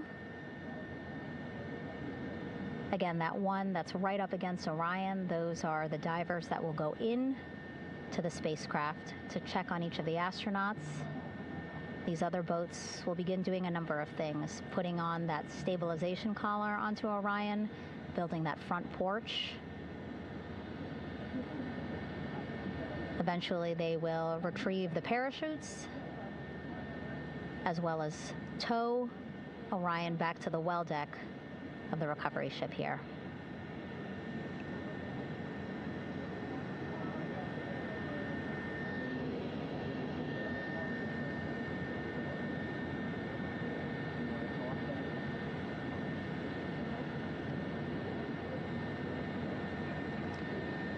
And so as we wait for the Navy and NASA personnel to get their assessment of the crew inside of Orion, why don't we toss it back to Rob for an update? Yeah, thank you, Megan. Here in Mission Control, Flight Director Rick Henfling and the entry team of flight controllers still on duty. The vehicle has been powered down for some time now. There are no hazardous gases emanating from integrity. That, of course, allowed the recovery personnel to approach the vehicle and then open the hatch to begin the initial medical assessment of the crew, as you just indicated. Now we're standing by for the erection of that inflatable raft, the front porch, alongside of the vehicle. That will enable the crew to be extracted one by one onto the raft, have a moment or two to get their land legs back before they're hoisted into two hovering Navy helicopters, 2 crew members for each helicopter, for a short flight back to the deck of the USS John P. Murtha.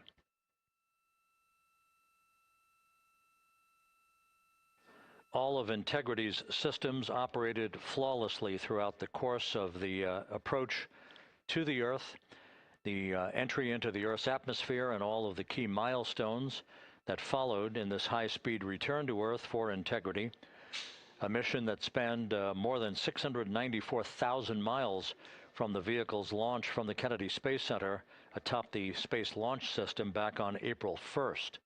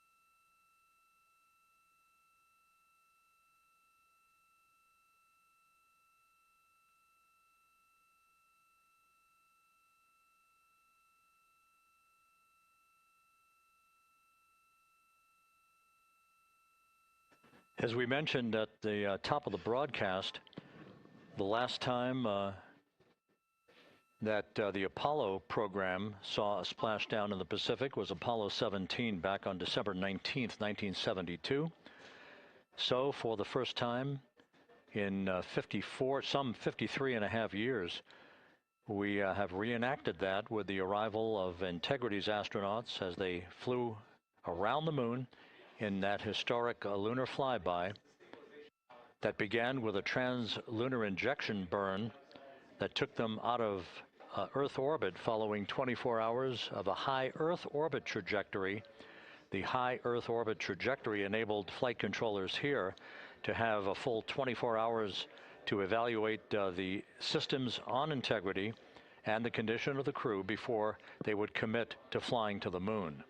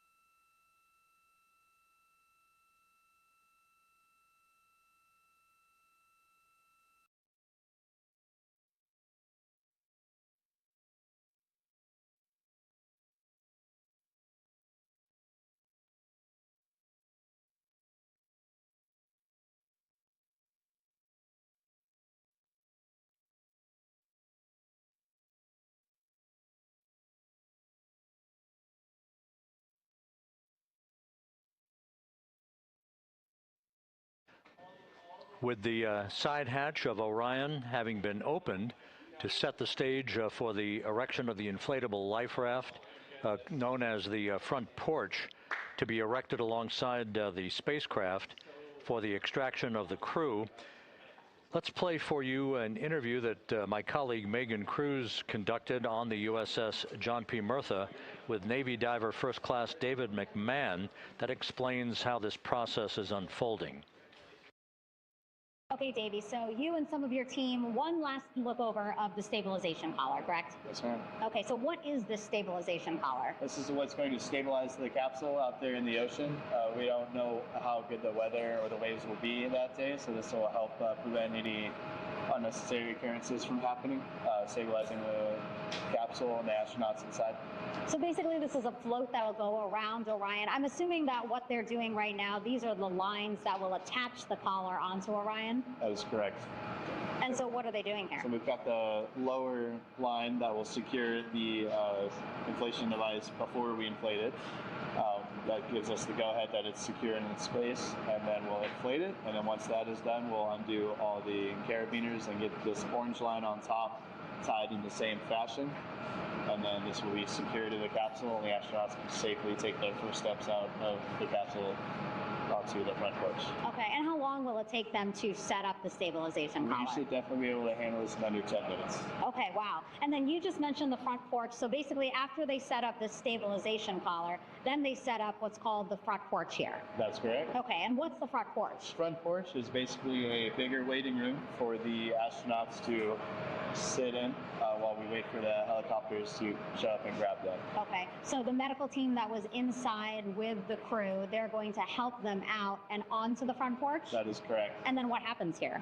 We have higher trained medical personnel also on board the front porch that will give them lookovers and just make sure they're okay while we wait for the helicopters to show up. Okay. How does it feel, I mean, your team, you, to be part of a mission that's returning astronauts from the moon in more than 50 years? We all feel extremely honored to be a part of this, as well as a bigger mission for the Navy and joining up with NASA to do great things. Mm-hmm. And do you feel like you and your team are ready? Yes, very ready. Cool. All right, thank you so much. Thank you.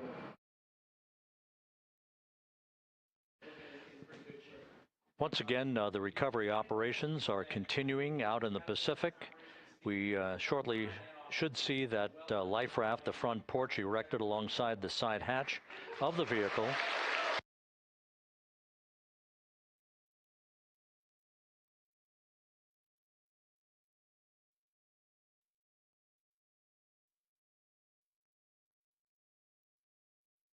A number of flight controllers have come into the flight control room to receive congratulations from Entry Flight Director Rick Henfling. But we're going to stick with our operations out in the Pacific as we await the extraction of the 4 crew members who are reported to be in excellent condition.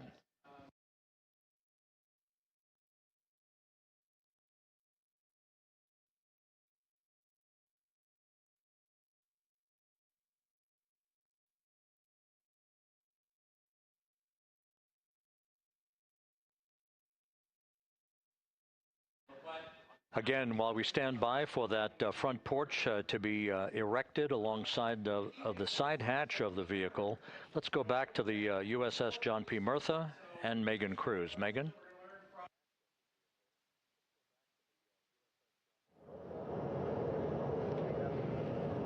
Hey, Rob. Pausing now to listen to some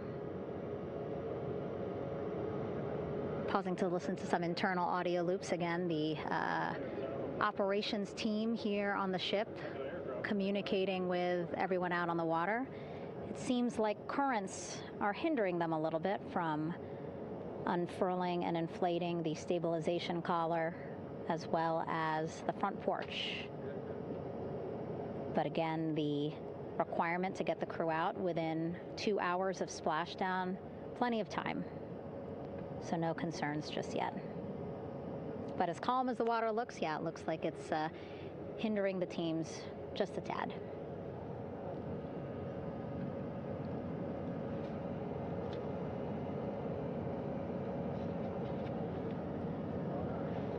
You can see in some of our shots that side hatch still open. Again, inside there are now 8 people inside. 4 divers, Navy divers, all with medical training, each assigned to an astronaut each. Making sure that they're comfortable, feeling good.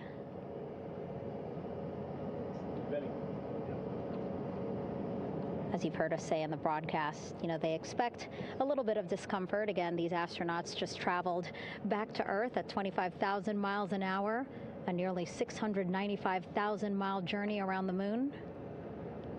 If you think you get carsick.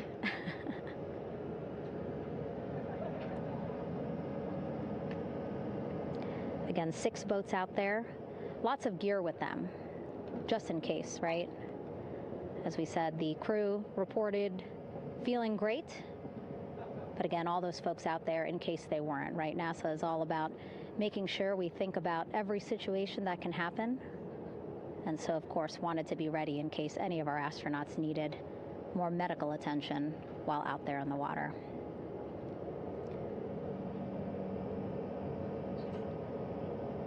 You see now teams, again, trying to set up the stabilization collar and front porch for the crew to get out of Orion. They need both, right? The stabilization collar will keep Orion from swaying as you see it is doing now.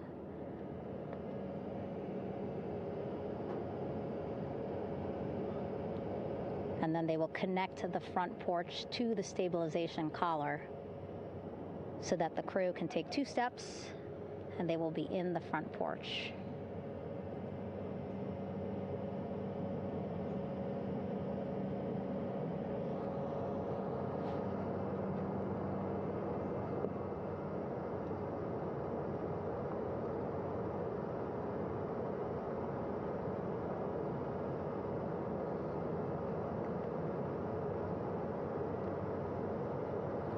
Not a lot of chatter on the mission audio loops. That's a good thing.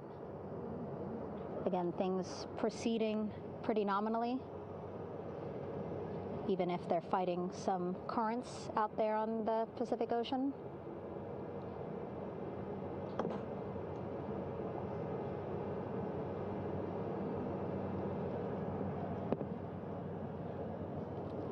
Again, the goal, setting up the stabilization collar and the front porch so that the crew can rest comfortably in the front porch, get placed into harnesses so that 2 helicopters can lift them off the front porch and onto the USS John Murtha here.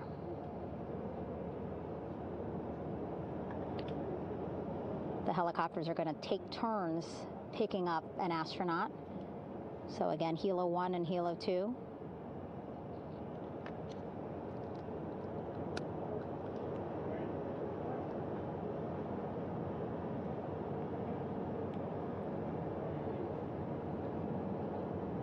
Okay, and the recovery team here on the ship just got a report from the undersea medical officer who is inside the capsule with the crew.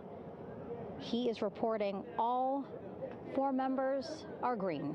All of our 4 astronauts, Reed, Victor, Christina, Jeremy, green, meaning they are feeling great, not the complexion of their skin. They are feeling great, happy to be home, and ready to be extracted as soon as possible.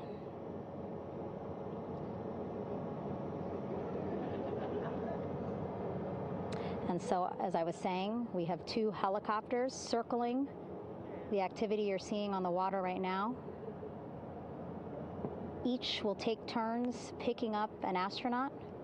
So Helo 1 will come on in, hover above the front porch, about 40 feet above the front porch. A Navy recovery specialist will be hoisted down into the front porch. The restricted maneuvering doctrine is in effect. Will connect to the first astronaut, which we're expecting to be Christina. And then Helo 2 comes around, picks up Jeremy, while Helo 1 stays above head, and then Helo 1 will come back in for another astronaut, and then Helo 2 for the last astronaut, and then back to the flight deck here on the recovery ship.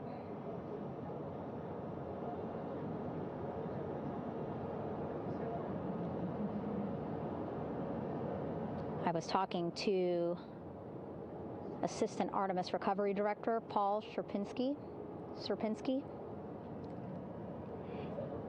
He said helos are a much quicker, safer way to get on board.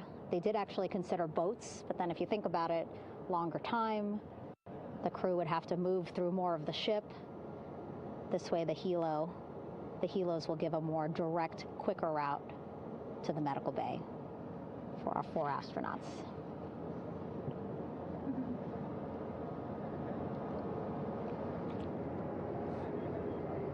Beautiful shots from our aerial and imagery teams.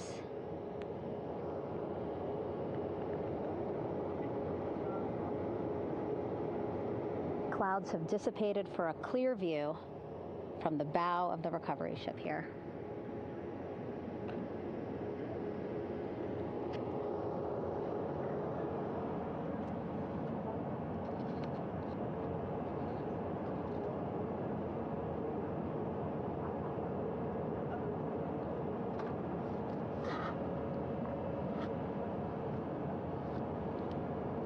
You can still see divers in the water there.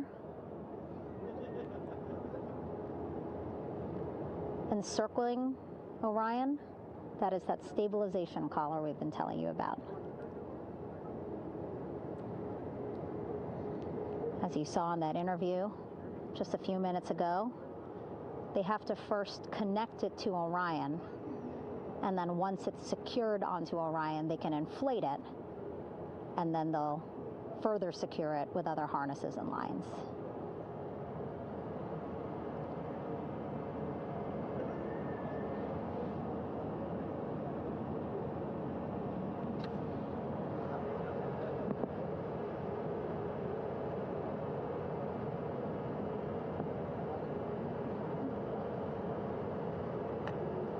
About an hour and 10 minutes since splashdown in the Pacific Ocean here.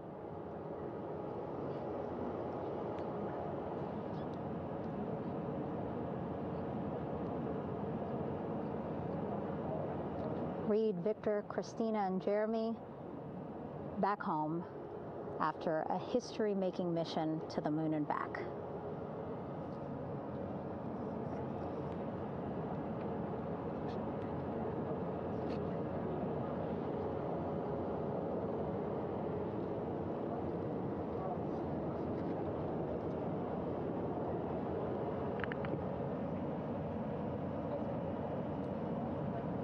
If you missed what we said just a couple of minutes ago, the undersea medical officer inside with the crew in Orion reporting all 4 crew members feeling great.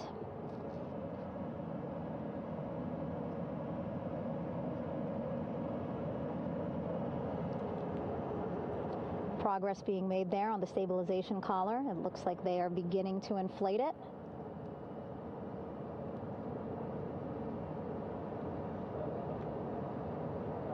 And it looks like they're starting to unfold the front porch in order to get that into the water here shortly and inflate that as well.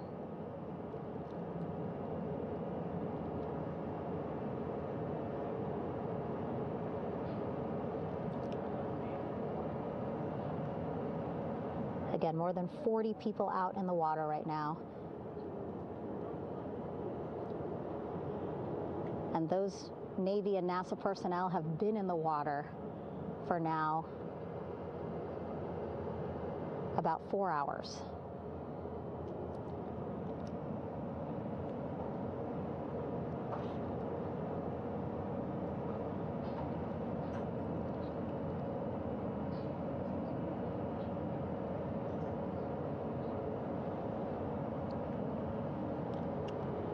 The reason why they had to get out so early is just to stage everything. And actually here on the ship,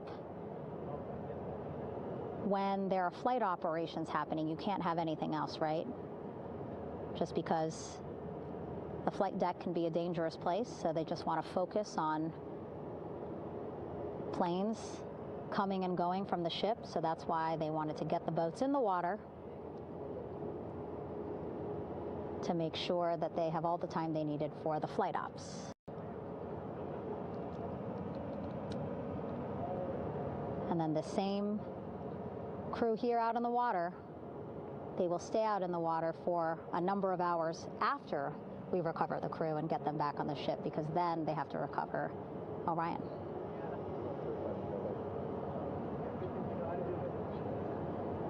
All right, that stabilization collar looking good around Orion. We're now seeing some recovery personnel getting on to that collar.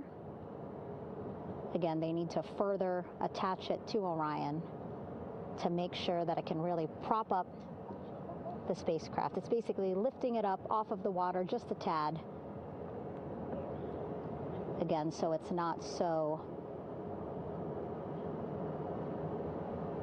Come off me for a minute.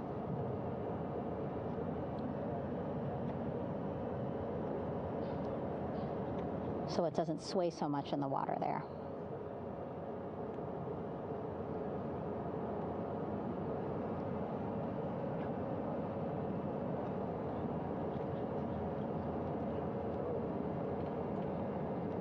And now that front porch looks like it's nearly fully inflated as well.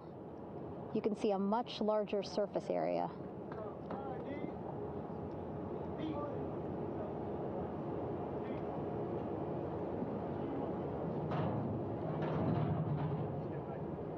And so once the crew get out of Orion, they can stretch their legs a little bit on this front porch, get some fresh air.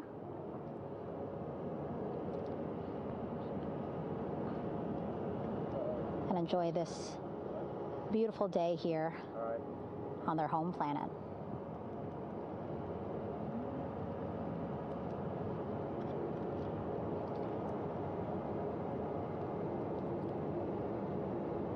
It appears teams now are about to connect the front porch to the stabilization collar.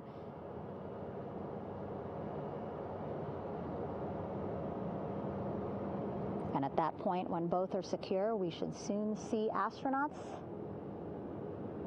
come out of Orion.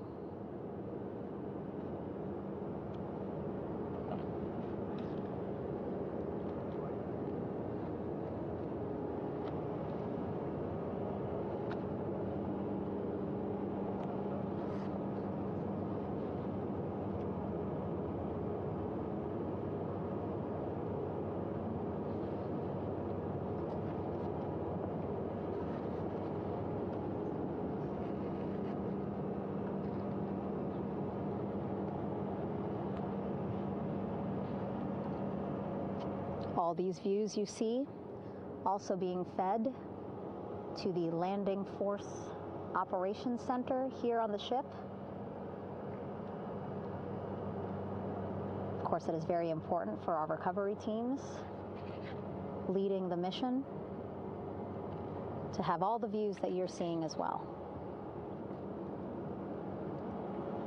Again, listening to their communication loop here on the ship.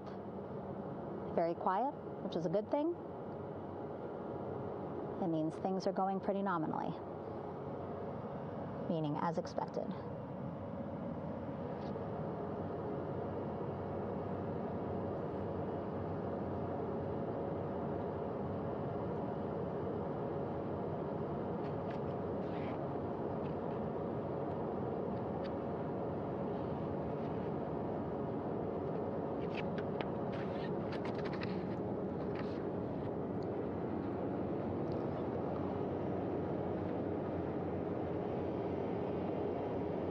Again, all this activity happening just 3,000 yards away from the ship. So that means this will be a very quick flight back on the helicopters for the crew.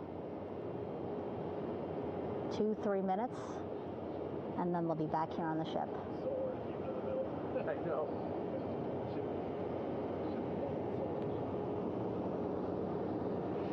Okay, saw a thumbs up from one of the personnel on the front porch. It looks like they are now getting ready to deploy what they call the Air Rescue Vest, ARV.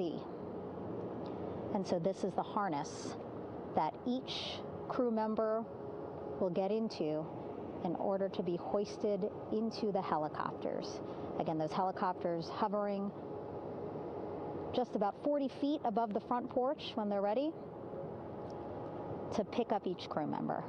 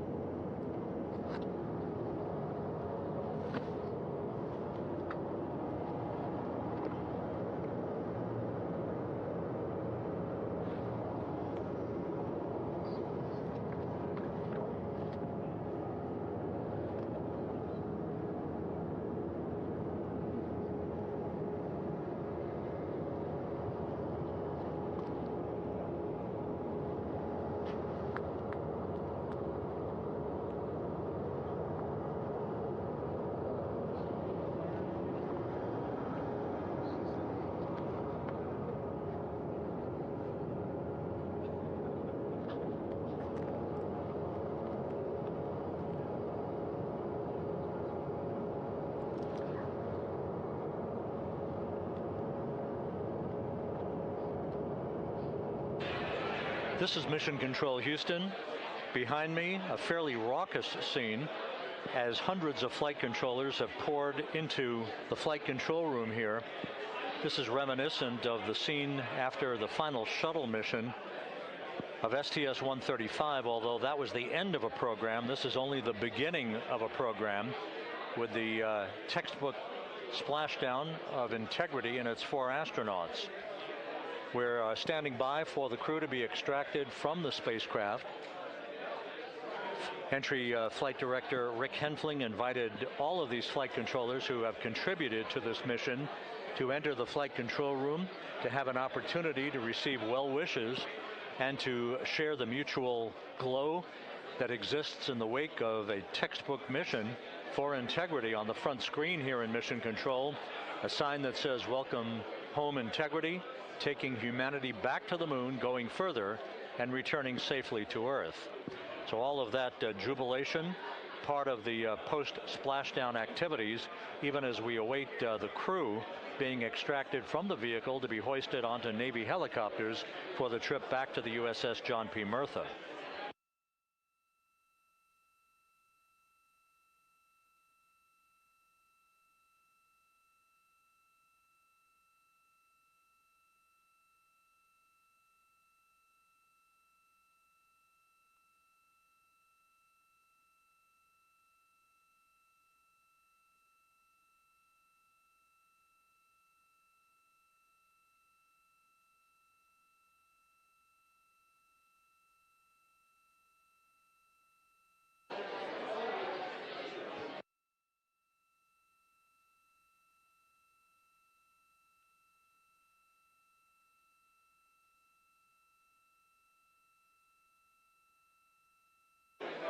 Once again here in Mission Control, this view of the Artemis Flight Control Room, known as the White Flight Control Room. This is the old shuttle flight control room, and now is the home of Artemis missions to the moon and beyond.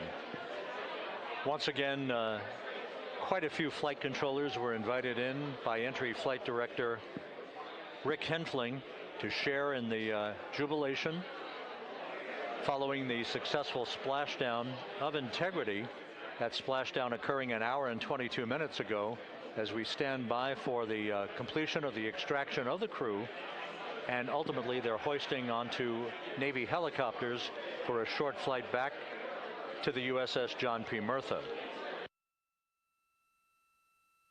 Splashdown occurred at 7:07 and 27 seconds p.m. Central Time.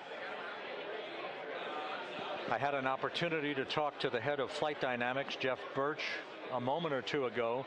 He said the trajectory of Integrity coming through the Earth's atmosphere was so precise, they've never seen anything line up on a ground track like today's entry by Integrity for its splashdown southwest of San Diego.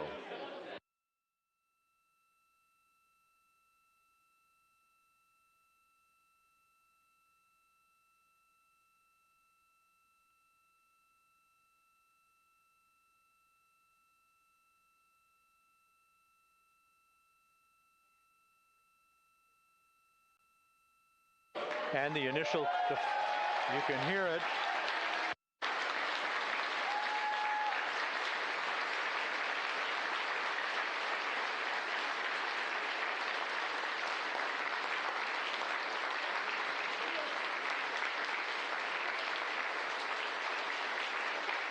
Jubilation here in the flight control room. The first crew member is out of Integrity.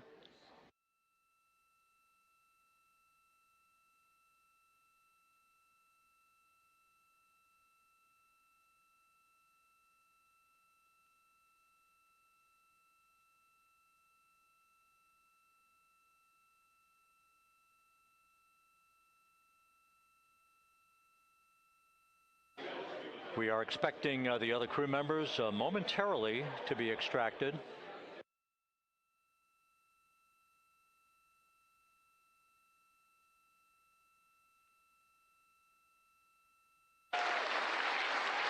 We now have 2 crew members out.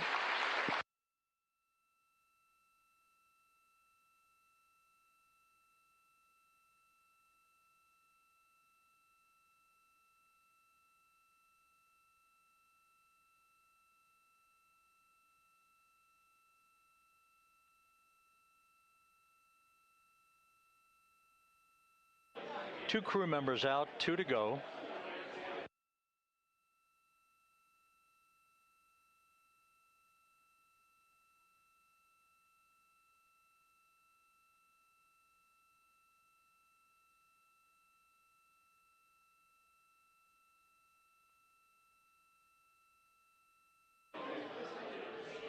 We're about 1 hour from sunset out in the Pacific. Everything continues to go well.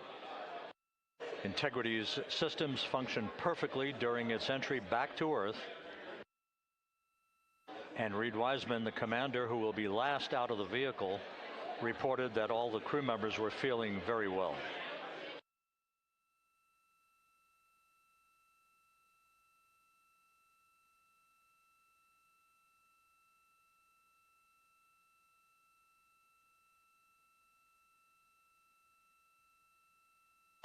Crew member number 3 now out.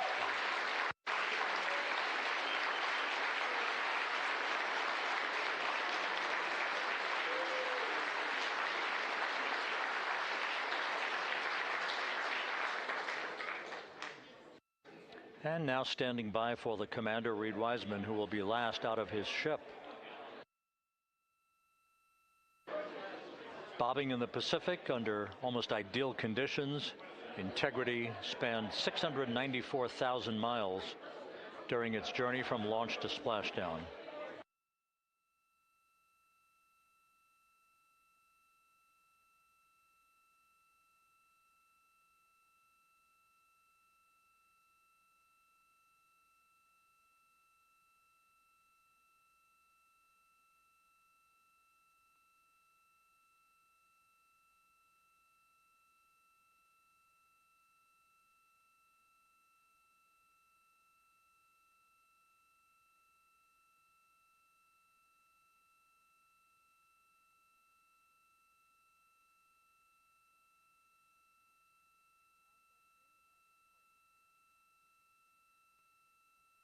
And we now have Reed Wiseman out of the vehicle, all 4 crew members now out of Integrity.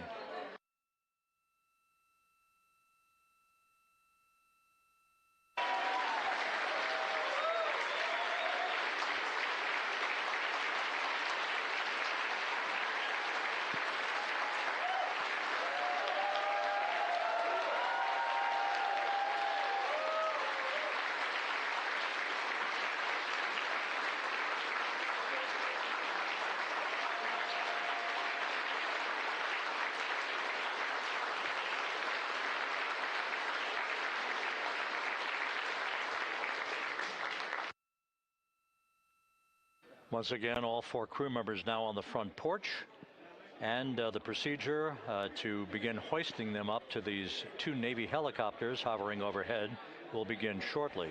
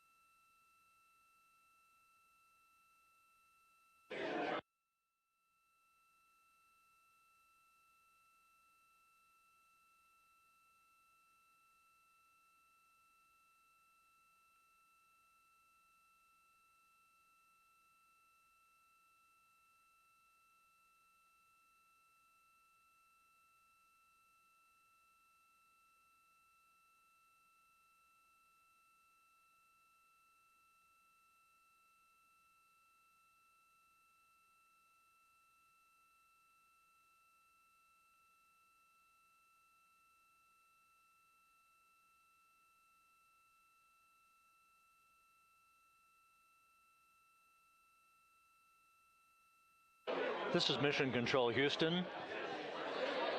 The mission is over, but the melody lingers on as jubilation continues here in the flight control room. We should be expecting NASA's Associate Administrator, Amit Kshatriya, to be joining us shortly for a short interview while the recovery operations continue out in the Pacific. So we'll stand by for that. And then we'll turn it back over to Megan Cruz aboard the USS John P. Murtha.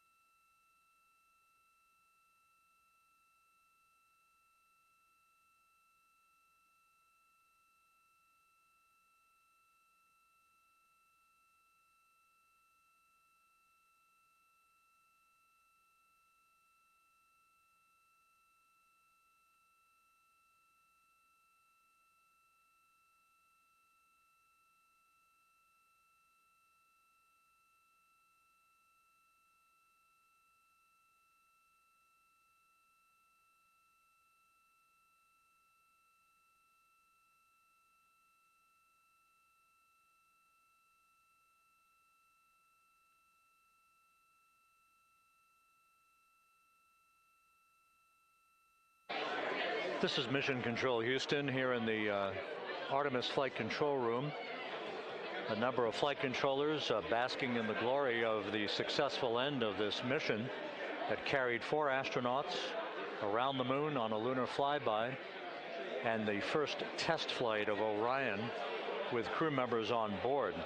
Splashdown occurring an hour and 32 minutes ago after a flawless descent back into the Earth's atmosphere for the vehicle.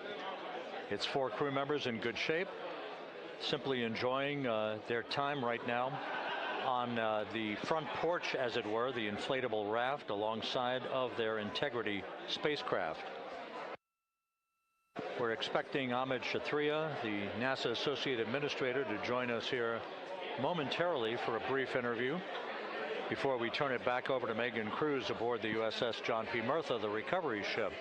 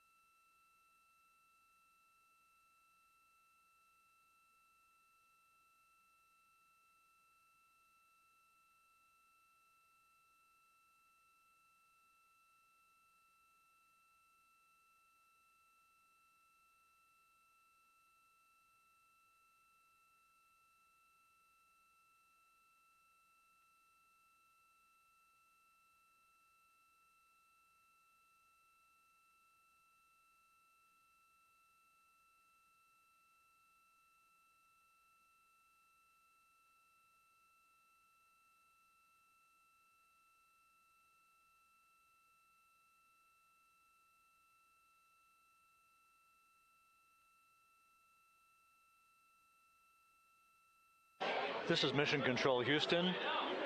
We're about an hour and 34 minutes since the textbook splashdown of integrity in the Pacific to bring home our astronauts. And with us now is Amit Kshatriya, the NASA Associate Administrator. Amit, a little bit of history made tonight, a little bit of history made over the past few weeks. Your thoughts as this team here basks in the glow of what they just accomplished? Yeah, Rob, we're here in the control center, and it's kind of overrun with jubilant folks in the Mission Control Houston, as well as engineering, and folks that just want to be here, part of it, as we watch our crew get extracted from the vehicle. And you know, my thought is always about these teams. The team that's in the water right now, pulling the crew out. The team here in Houston that worked so hard over the last 10 days, no sleep to get this done. You know, we still have some work to do to get the crew to the med bay here on the ship. They all look great coming out, so hopefully that won't be too long. You know, I think we saw the administrator on the boat too, giving his thanks to the Navy team on the Mirtha, which they're just an incredible group of sailors. I was able to visit with them a couple weeks ago. And then if you pull it all the way back to the workers and the folks that joined the rocket at Michoud, that made the heat shield tiles that held together tonight, that stacked the vehicle in Florida, that integrated the vehicle in Denver, that fired the engines in Stennis, that fired the boosters in Promontory. I mean, this is the entire team, you know, coming together and being tested by the environment that this machine went through, and they did it right. The work was good. They did it right. You've said in a number of briefings, of course, and in other forums that this is just the first step. The cadence has to step up, as the administrator has indicated. Now, it's a little early for the full report card on how Integrity did, but did this mission ultimately, from your eyes view, exceed expectations? It absolutely did. I mean, I was waiting to talk about this until we were in the water, and, you know, I think we still have, again, work to do to bring it in and really kind of go through it bolt by bolt and see what we learned. But, I mean, so far, given what we learned during the mission and given how we performed on ascent, on entry, you know, I always think about energy in terms of the states that you worry about the most, and every time we put these machines through these incredibly energetic states, they came through. So I'm fairly confident that we made a big step tonight to get us on the path towards the surface. I think the path to the surface is open now. You know, we do have to do all the work, and we'll make sure we talk about that as cleanly as we can. We learned a few things during the mission, but I have to tell you, this was an incredible test of an incredible machine. From an American psyche standpoint, the Empire State Building was lit up red, white, and blue tonight. Our coverage was seen on baseball stadiums around the major leagues. How captivating was this experience for the American people, for the world, in fact, as we returned to the moon? You know, I have not been able to watch a lot of the coverage as we've progressed through the mission. I will tell you, just, you know, from my witness in Florida before launch, and then seeing the people's faces here, and then, you know, reading where I can about how things are going. I think this has been a gift to the world from NASA. NASA has given the world a gift, proving to folks all over the place, especially young people, and that to me is what this is really about. Young people, when they see what we can do when we work together, when we have teams that collaborate, that, you know, it doesn't matter how hard the problems are, we can solve them. I'm hopeful that Artemis II, as folks witness what we were able to do with this incredible crew, this incredible team that we've birthed into the world, scientists and engineers and artists that have been inspired by this. And even if they don't come work in the program, which separately they should come work in the program, because Lord knows we need the help, but even if they don't want to come work in the program, hopefully they grow up to recognize they can do amazing things when they work together and contribute to society and be good citizens and really change the way, you know, the challenges that are coming in the world are overcomable if we work together like this. And one final question. You know, flying to the moon, we did it. We've done it again this past week and a half or so. But the engineering that went behind the design of this mission and the precision, the pinpoint precision of this vehicle entering that entry corridor, it's almost mind-boggling. Yeah, it is incredible when you think about the energies involved and the uncertainties involved. That you know, when we inserted the vehicle into orbit, it was 99.2% down the middle. When we dropped the vehicle right on top of the fleet here, you know, our guys knew exactly where to go, but the guidance was perfect. You know, and it's interesting. I've got this question a lot over the last few weeks about, you know, we did this before 53 years ago, and you know that. I mean, it is a reasonable thing to contemplate, like what's gone on since then. And what I'd tell you is, you know, when we did Apollo, which again, the more we learn about what they did, the more magical it seems what they were able to accomplish given the technology and the learnings that they had. But when we did Apollo, the architects of Apollo, you know, Gilbert, Seaman, von Braun, Mueller, what they really wanted to do, you know, as they were contemplating what it meant to expand our range of action to the lunar surface, what they wanted to do was learn how to live and work in space for a long time. They wanted to do that first before they were confident they could expand their range of action to the moon. Now, of course, the politics of the time and the mission at the time was different, and so they had to go straight to the moon and bring people home. And then after that, the program kind of lost its momentum. But you know, after that, NASA kept moving along those paths, right? So we recognized during Apollo that reusability was going to be important. We spent a lot of money on those machines, and you know, we spent a lot of money on these machines here, even though, but we recognized that reusability was important, which is why we built a winged space plane called Space Shuttle, and then we used that reusable machine to build a space station. And we learned for 25 years how to live and work in space, and have been able to develop technologies that can enable exploration. So really, what I think is now, 53 years later, we're at the point where the architects of Apollo would have been pleased that we're now ready to actually go back to the moon and go back to stay, because we've learned all the things we needed to learn. There's a lot of people pleased here tonight, and we really thank you for joining us. Amit Kshatriya, NASA's Associate Administrator, as we begin to hoist the crew onto the helicopters to head back to the recovery ship. Thank you very much. Thank you, Rob. Congratulations, Amit.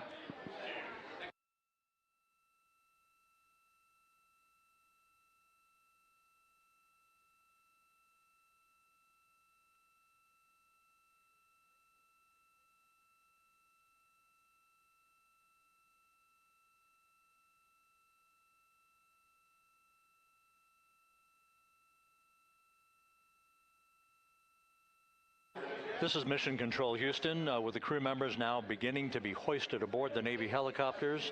Let's go to Megan Cruz aboard the USS John P. Murtha, who will take it from here.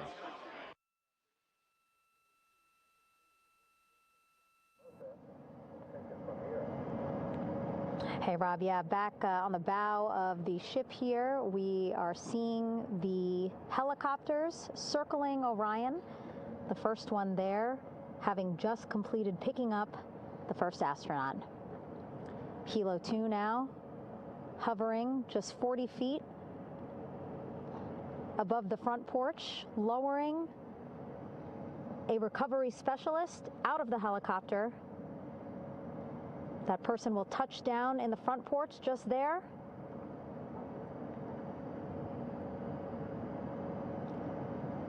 The crew members already outfitted with a harness that will allow them to quickly attach to the hoisting device.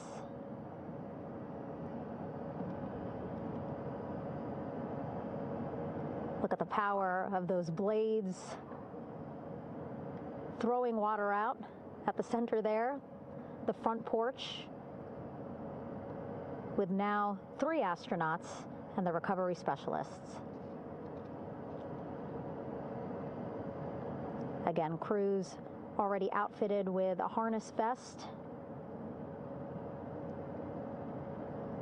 And here we go. Second astronaut now off the front porch, getting hoisted into the second helicopter.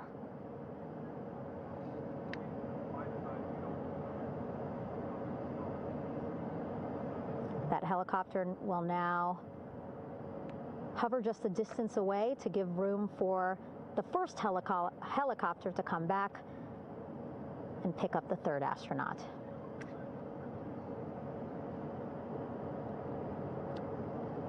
As we wait for that helicopter to come back, make its way back around, just want to mention that the President of the United States called our NASA administrator today while he was on the ship, just minutes after we interviewed him live on our coverage, and congratulated him and NASA on this history-making moment tonight. Helicopter 1 again hovering 40 feet over the front porch. We will soon see another recovery specialist getting lowered onto the front porch.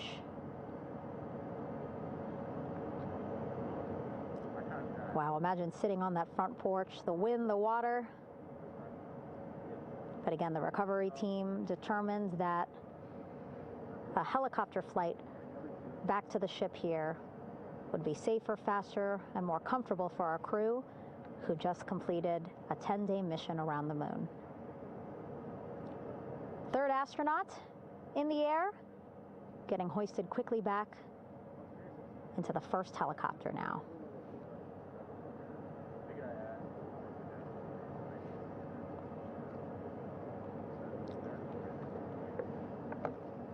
That first helicopter now on its way back to the ship here. We will soon see it land in just a few minutes. Again, all this action happening just 3,000 yards away from us, so a very quick flight back to the flight deck. And now the only person left on the front porch, Commander Reed Wiseman. That second helicopter now making its way back over to the front porch. Here it comes.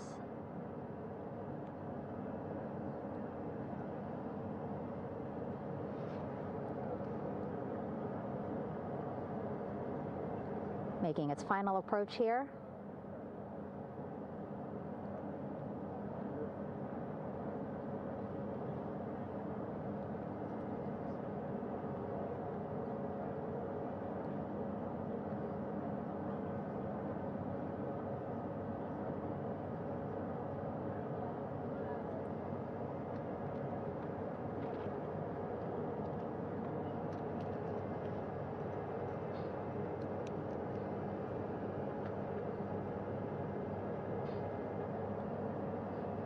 The last astronaut, Commander Reed Wiseman,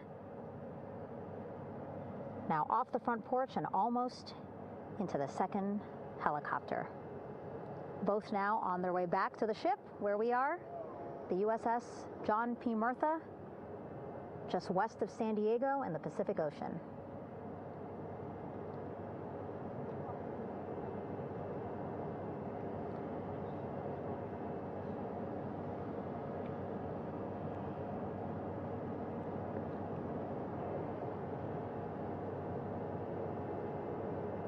Exciting to see our 4 crew members minutes away from landing on the flight deck here on the recovery ship. 550 people on this ship, excited, ready, anxious, looking forward to welcoming this crew aboard.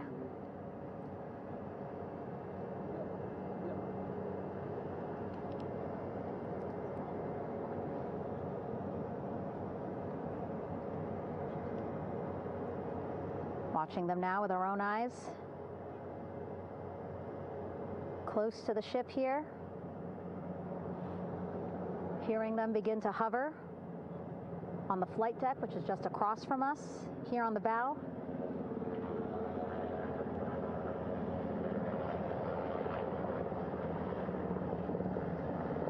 The first helicopter coming in.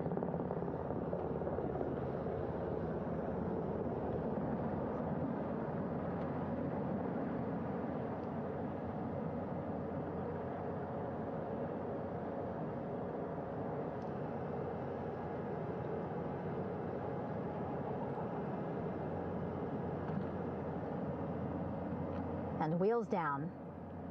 Wheels down of the first helicopter carrying 2 of our Artemis II crew. Pilot Victor Glover and mission specialist Christina Cook.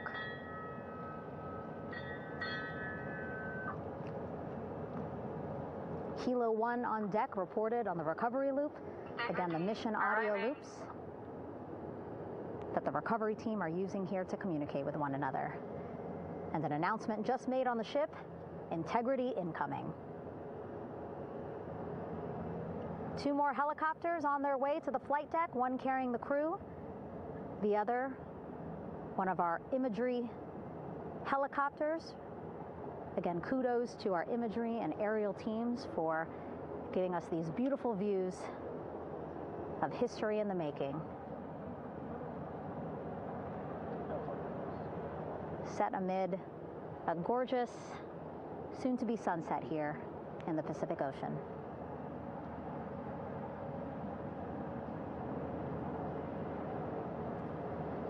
The second helicopter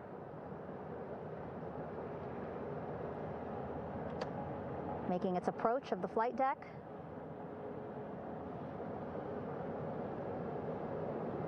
Plenty of people here on the bow with their cell phones out, filming this moment.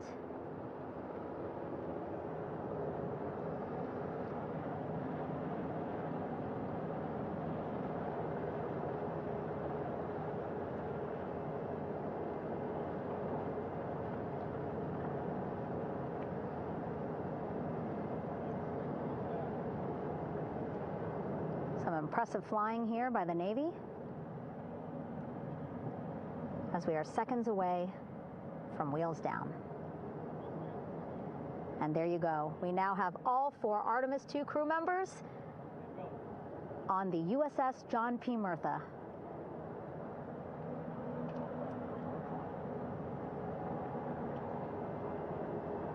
I'm sure they're happy to be out of the water and on this recovery ship with, again, 550 people on board, ready to welcome them home. But first, as we've been saying throughout the broadcast, just making sure the crew feel good. We reported that they were feeling good when they were in Orion, but those were just initial, quick, verbal assessments of how they're feeling. Their destination tonight, the medical bay here on the ship, right after we power down the helicopters here.